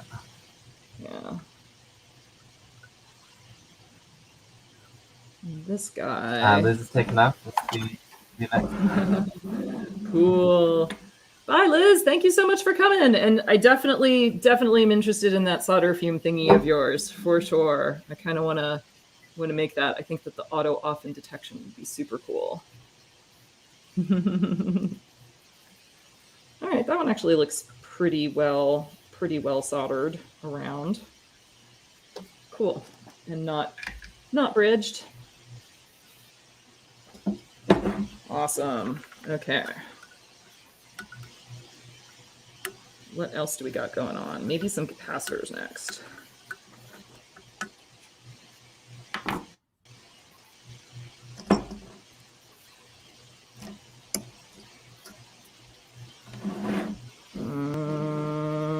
Or actually, maybe that IR sensor. Yeah.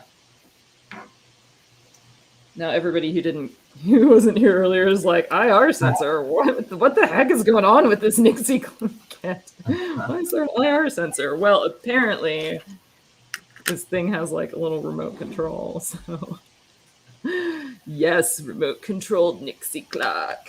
Love it. Chris has found the foam. He can't post a link, but if you search nuts and bolts builder circuit board assembly jig, you will find it. Okay. Cool. I shall do that now.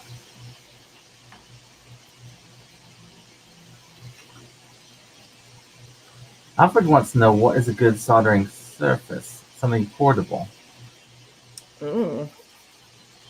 I kind of like the newer ESD mats that are the high temperature silicon ones.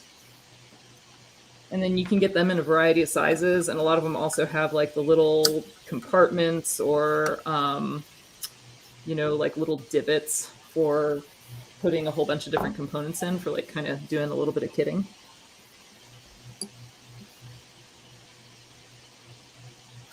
Awesome. All right, IR sensor. Oh, that's a little cattywampus, but that's all right. You know, it's a little crooked, but not too bad. Okay. So what else we got going on? We got... Ooh, maybe I'll put the inductor in. There's a single inductor in here. Oh, that's a capacitor. Where's the inductor? There we go. Doot, doot. Doot.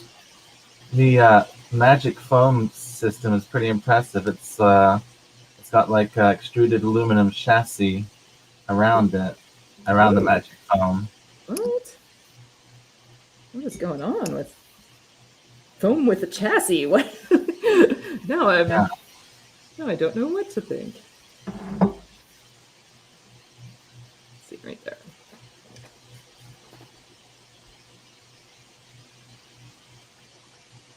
I'm just gonna tack this down in a crappy way so I can let go of it. And do the other leg. And redo the first leg so it's not crappy anymore. Apparently it's just polyurethane foam, nothing magical. Interesting.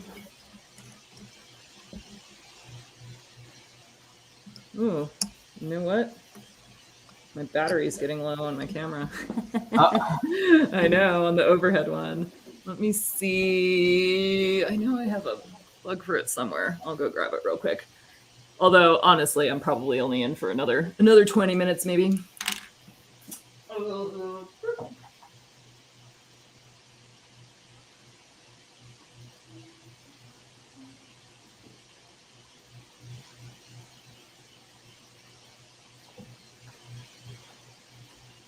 Where is it? It's somewhere.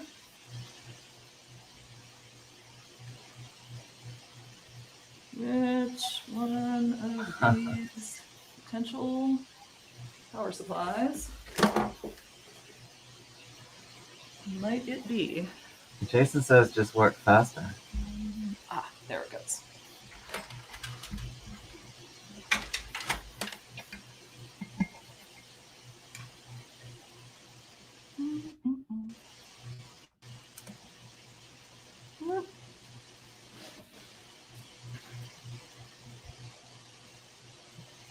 All right. Well, now we know how long that battery lasts. Work faster, right?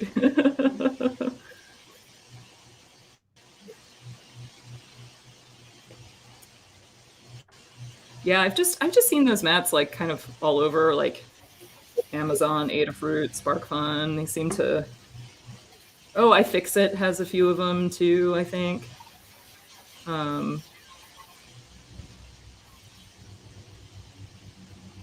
Yup. Okay, what's next? Maybe. Mine is done. Ooh, I thought so. We have some capacitors and like other transistors or something in here, not to be confused with the pile of loose ones. Yeah, still don't quite know what's going on there. There seem to be some that are labeled A92 and some that are labeled A42. But just asking about your camera setup. Oh, so I've been experimenting with different things, and right now what I have going on for this is a camcorder that is pointed down at the desk. The Mi cam is just my normal Logitech webcam. And so the camcorder is pointed down at the desk, and it's on a glide gear frame, which I decided was probably worth the $200 or whatever that it is, because it's also very useful for putting over a light box if your light box has a hole in it. And then you can actually take pictures of things that are like flat on the table. Because we were doing a lot of pictures of circuit boards, and we at first had a light box that didn't have a hole in the top. And so we were trying to like prop up the circuit boards and take pictures of them this way. And it just was not working very well at all. So yeah, we got the frame and the one with the hole in the top, and now we can just like mount the camera and like do a bunch of different photos and just have it be flat on the table, which is really a lot nicer. All right. I got ceramic caps. Oh, silica ones expand and bubble under a hot air station. Interesting. I haven't used that many. I usually, when I'm hot airing something, I usually use a vise. I think, like, yeah. I kind of have, I have helping hands with metal tips. And so I generally use that so as not to melt things. Huh. I wonder where these go. Aha. They say 104 on them, and I see places for 104 puff. Boop. 104 puff. 104 puff. And 104 puff. So funny to have like all of this be through hole. All right, I think I'm gonna hold it. I think it's easier right now for this to just hold it in my hand while I tack one leg of each of these guys. There we go. Yeah. Did I hear you referring to the picofarads as puff? I like that. Yeah, puffs. You never. Is that not? I don't know. Is that not a thing? I like it if it is a thing. Yeah. It's a thing now, and it's good.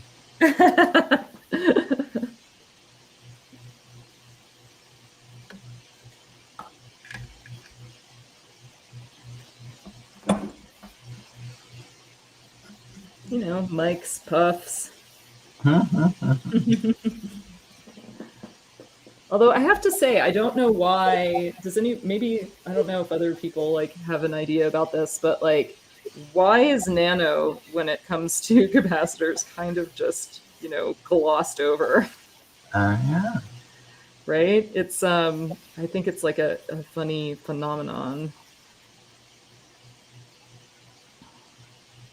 Although I don't know, 100 nanofarads. I've seen that, you know, describing one mics, but it still seems weird to me. Chris says puffs are a thing. Okay, cool. He's never heard anyone say out loud, but he's heard tell of people saying it. I'm like, I definitely heard it somewhere. Yeah. And it wasn't just when you were talking out loud. That's right. It's not just exactly. It's not just the voices in my head. Oh. All right. Let's see. What else we got going on here? We gotta have those somewhere else too, because I still have like 7 more of them. So even if they gave me extras, ooh, right there, that little array of them.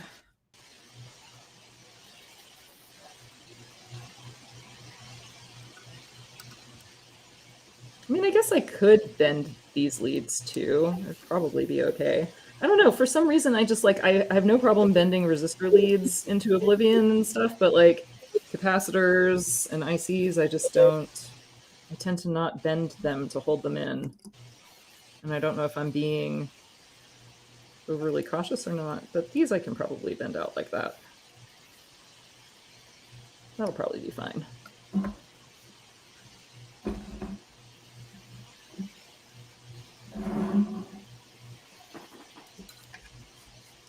There's a CNC subgroup forming in the comments. Excellent. I like it. Yes. Oh, a used Phantom. Oh, one of those. Fancy.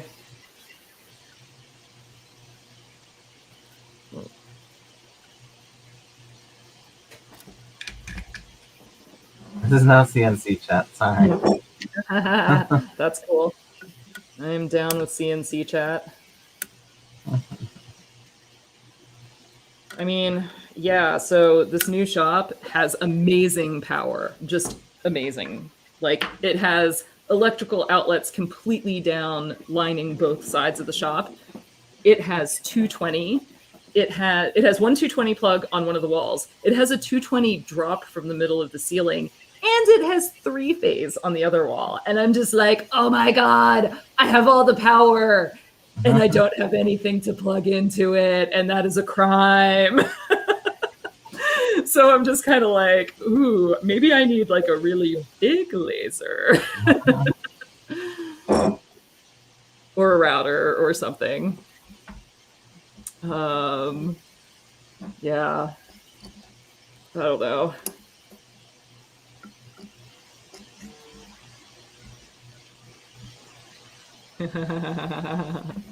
All CNC chat. I'm down with CNC chat. I want to know what's going on, what people's CNC dreams are, hopes and dreams. Let's see. I'm gonna do some electrolytic caps. Let's see what. Okay, 220 microfarad. Oh, that one doesn't appear to be labeled. Are they all? Let's see. We got 2 sizes. It's the guessing game of capacitors. 2 sizes here. Chris is making a joke that I'm not sure if I'm sophisticated enough to get. He says perfect, which I don't know. Is that a electrolytic capacitor joke or something? No. That's just perfect. That's just a different way. I thought it was just a pronunciation, but I didn't know if there was some really clever reason that applied to electrolytic capacitors in some way that I didn't understand. Okay, so all of this size appears to be 220. And then I only have one of this size, which is only 4.7 microfarads, but is 250 volts. So it's probably for like the actual tube line would be my guess. So I am guessing that I have one big footprint for this. Yes, 250 volts. Look at that. Get what the is it just right side. Does it just run off the mini USB? Is that the power? Or is that for programming? I think that's just for programming because it has a different, it came with a wall wart and it has a different barrel connector. I figured it would. Yeah. All right, we'll just do this guy first. Sure.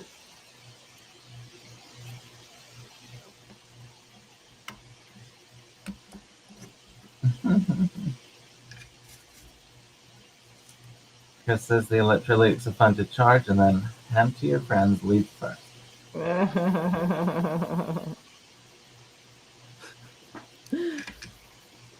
So yeah, back in my youth days, like every now and then, so I worked at AeroVironment, which is now like a UAV company, but back in the day it was like the little mostly unmanned stuff that was just it was a funky, weird aircraft company, and but it was mostly things that were like RC controlled, and you know, a lot of different like DARPA projects and some NASA projects and solar powered stuff and things like that. So there were basically like it was a bunch of model aircraft hobbyist people who worked there. And like when I was hired, I was sort of the black sheep that was like actually not a model aircraft person. And so occasionally they would have these parties out at El Mirage, which is a dry lake bed out near kind of out in Mojave. And yeah, one of the one of the, you know, fun party tricks there was to take mostly discharged lithium batteries and throw them in the fire. And then stand way back as they exploded. So yeah, fun stuff, good times, good dry lake bed parties. But yes, Chris's comment of like charging capacitors and handing them to your friends, yes, reminded me of that. Not quite the same, but.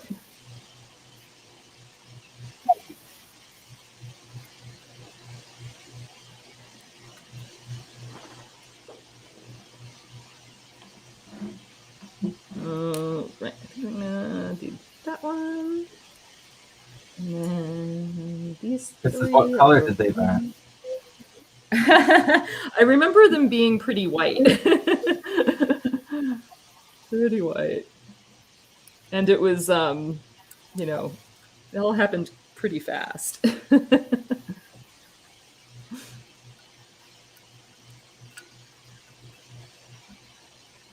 right. And these guys.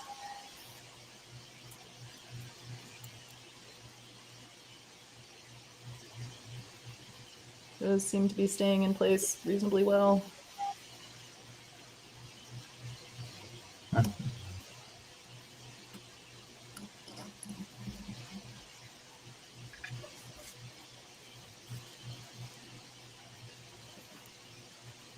We ran away fast. Yeah, I was like definitely in the running away fast part.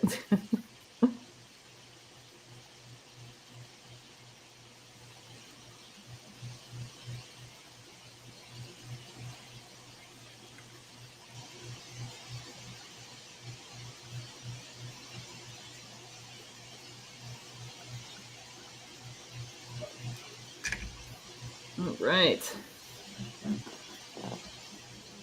Got these guys soldered.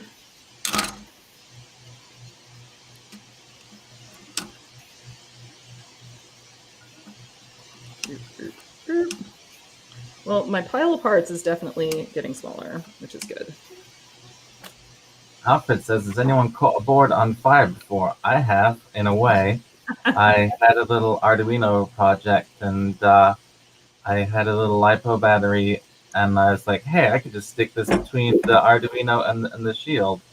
And then I took the shield off for some reason, and then I put the shield back on, and of course, it pierced the cell and the whole thing. Oh. Burned. I don't know if that qualifies, Alfred, but yeah.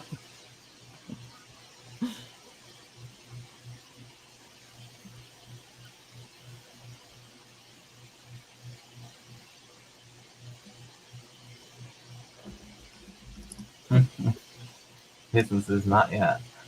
I actually like caught a board on fire or flames. I mean, I've definitely smoked chips before and, you know, let the magic smoke out for sure. But I don't think I've actually seen flames. Well, You got that 220 volt at the. yeah. Let me hook that up to this.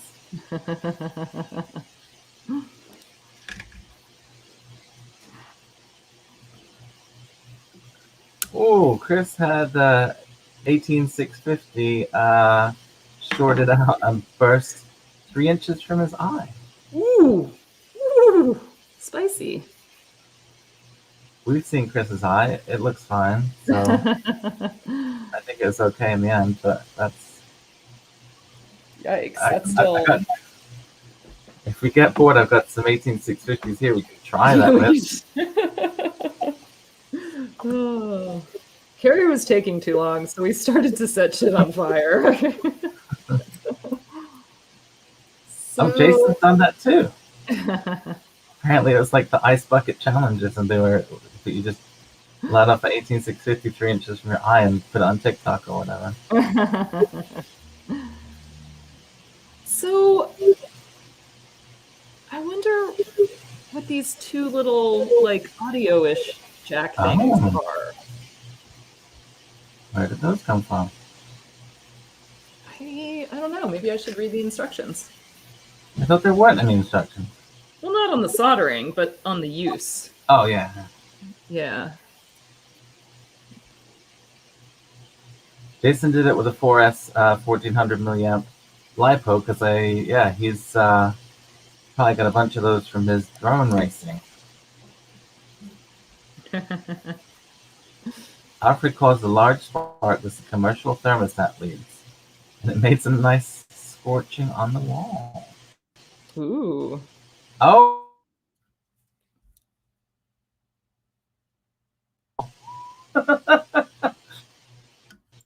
Oh.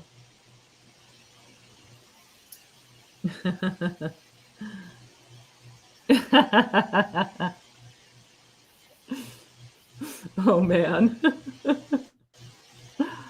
Vaporized the wires.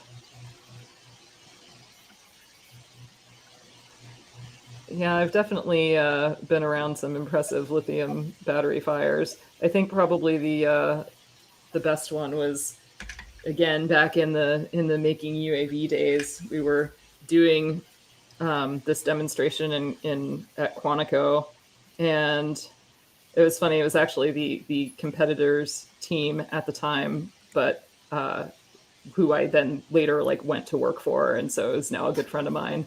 But like he comes like running out of this building with like a pelican case that's closed, and he just like runs out of the building and is like, clear, clear, clear, and like opens it up, and this giant fireball just goes woof. As like the lithium, as the fire that was trapped in the pelican case like suddenly reignited. But it was a lithium battery from one of the UAVs that had gotten punctured or something, and yeah, it was impressive. Why open it up? Wasn't it safer inside? Yes and no. I there was maybe a fire extinguisher at that point, maybe not. I don't quite know. I don't quite recall the details. But I think that it was just kind of like, get it outside, get it onto some concrete, and then, let it do whatever it was going to do with the case, basically. It did actually, like, it was just basically a fireball, and it went out like right after that, because I think most of the foam was not flammable. Alfred melted the tips of a multimeter working with live 120 volts.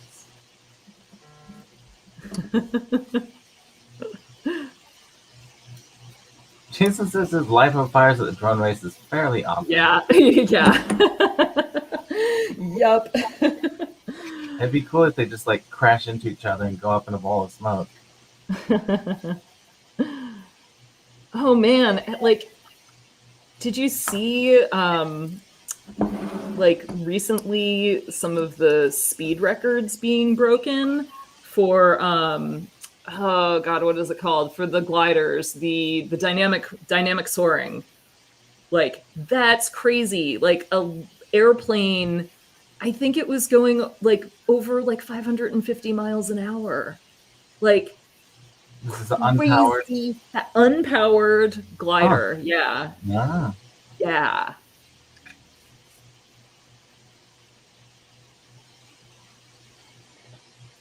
Yeah, it's super. Go ahead.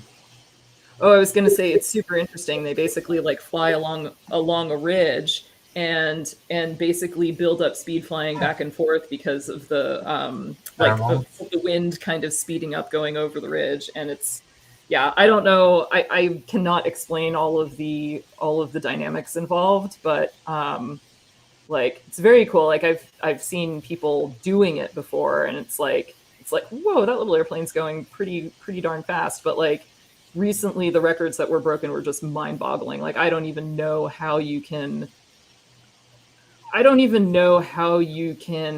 control an airplane that fast, or even understand what direction it's going. Like, you just gotta, man, that must take so much practice.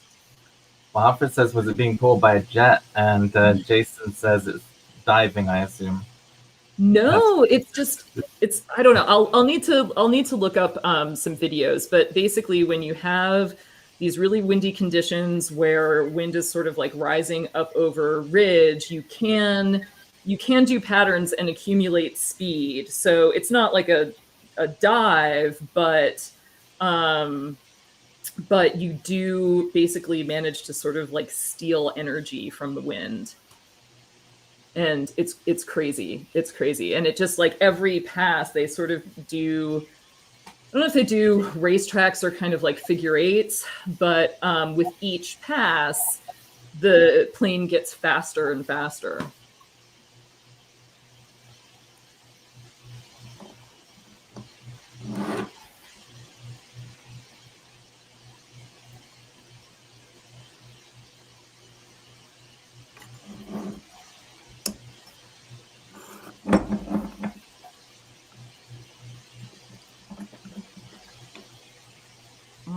let's see.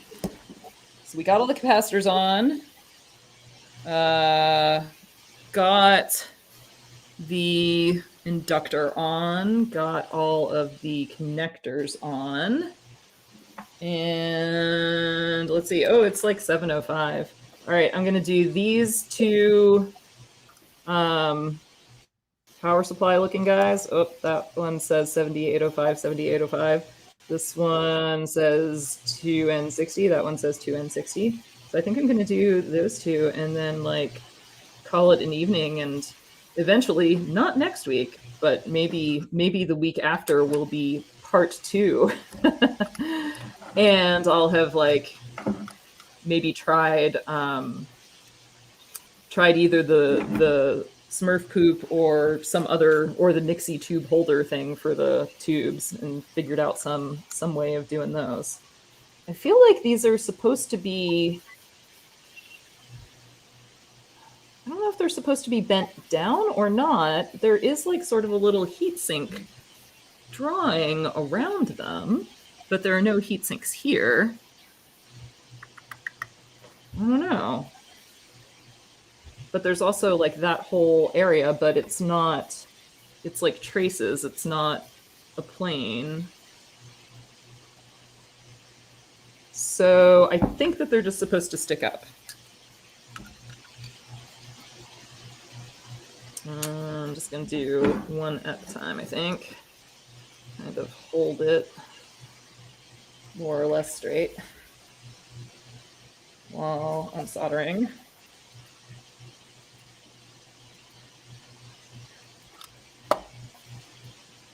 So I'm curious, do you guys all like try to tin your tips when you put them away, and then like wipe them off as soon as you pick them up? I do, but I don't know why. It's just what I've been told. Well, it's good. The solder coating, like, yeah, Chris, I think it is like the same kind of principles that are used in sailing. See ya, Jason. Hi.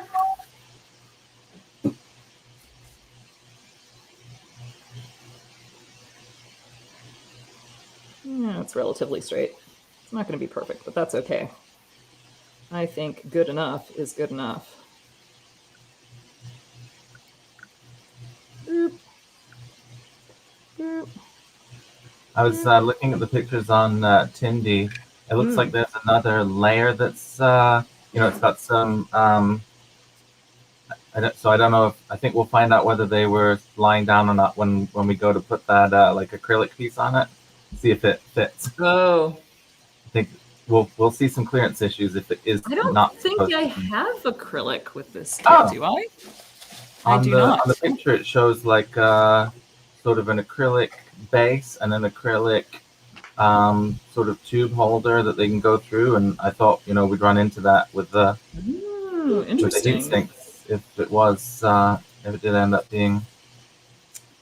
I do not think I have any acrylic pieces with this kit. I don't know. I wonder if that was like an add-on. Luxury version, yeah. Yeah. Right, that guy is tacked. So the tubes weren't included either? No. So this was specifically like a tubeless kit. Yeah. So I ended up getting some tubes just on eBay. But yeah, if you guys have any good Nixie sources, I am all ears.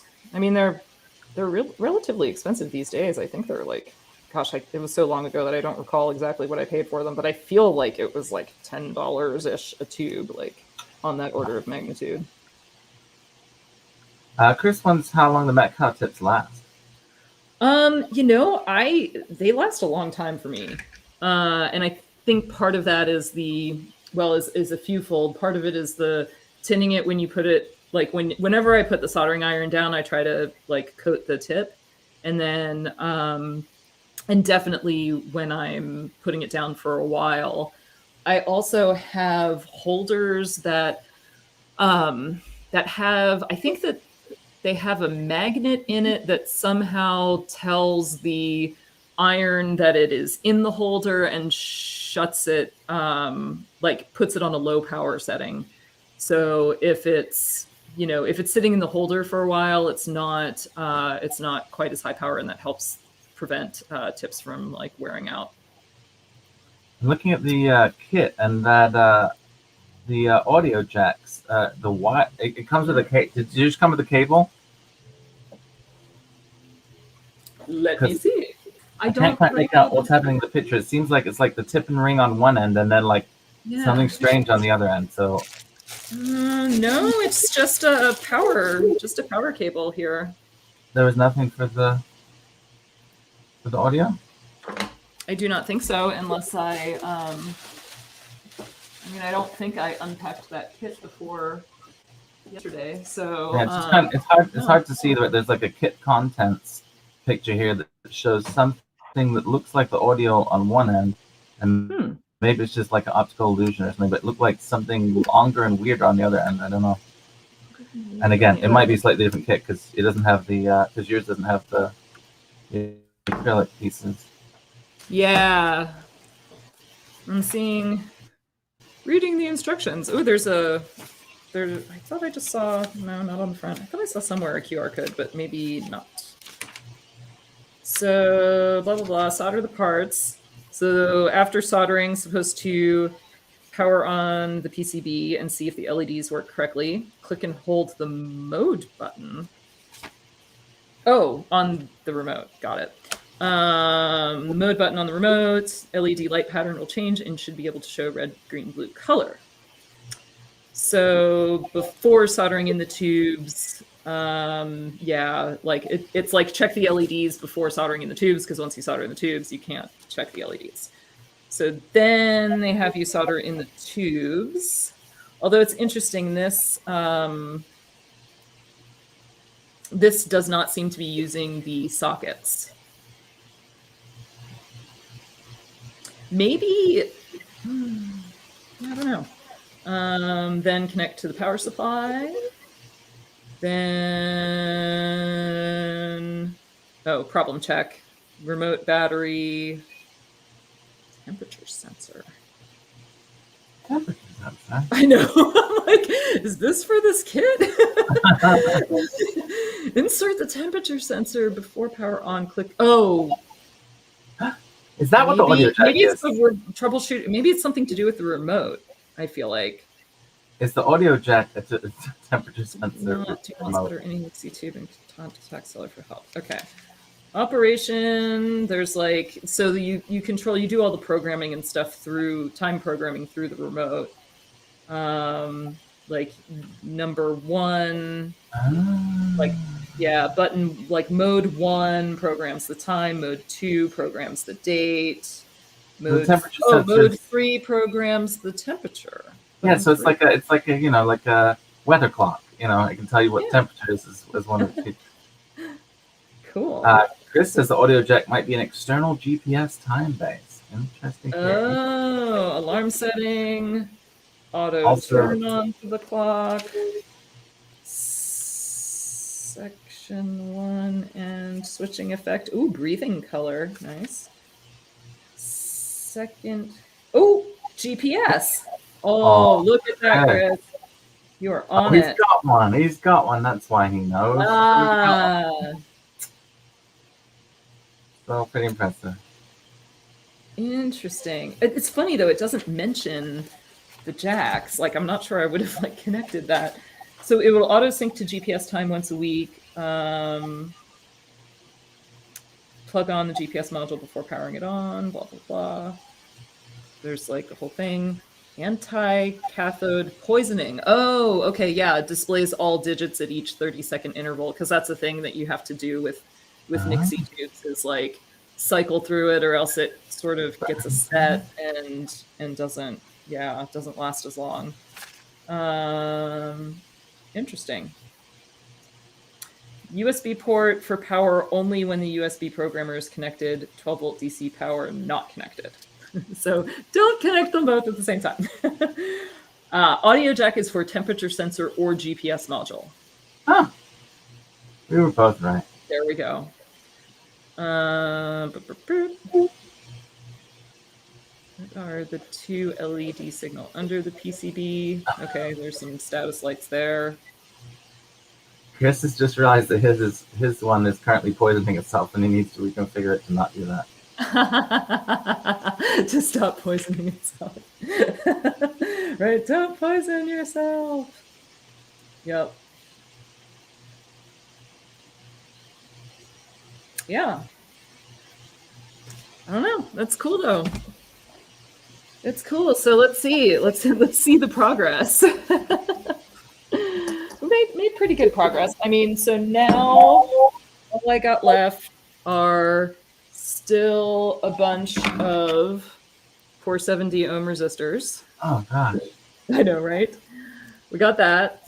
We got, let's see if I can put them all in the frame here. We have this little bag of the oh man, does that say 82? That does not look like an 8. A something to B331 little guys. And then there's a pile of the different ones. Okay, those definitely say A42. So those must be the ones that are A82 in the silk. A92. Does that look like a 9? It didn't look like a number. Oh, okay, that one says 9. This one though, maybe it's just like misprinted. It's kind of weird. It's definitely not a 9, I swear. Okay. And then these are the RGB LEDs that go underneath the tubes. And then we have like the sockets and the tubes themselves. So that's not a, oh, and wait, and the battery, and the little backup battery guy that I assume keeps the real-time clock alive. Okay. So yeah, that's mostly it. We did a bunch of resistors and capacitors and all of the other things.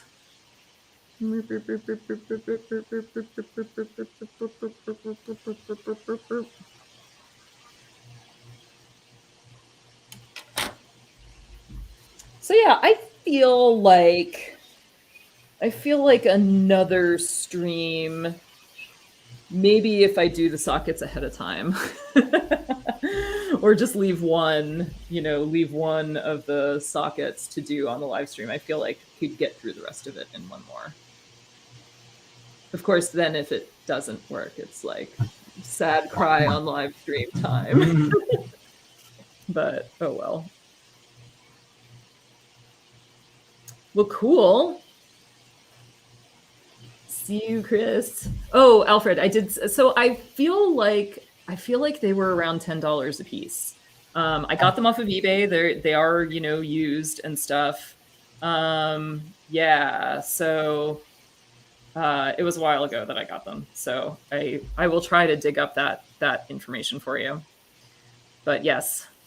Bye, Chris. Good to hang out. All right. I think I am going to sign off, but thank you, David. Thank you, Alfred. It was very enjoyable hanging out with you. And yeah, we'll get this done next time. So thanks, everyone.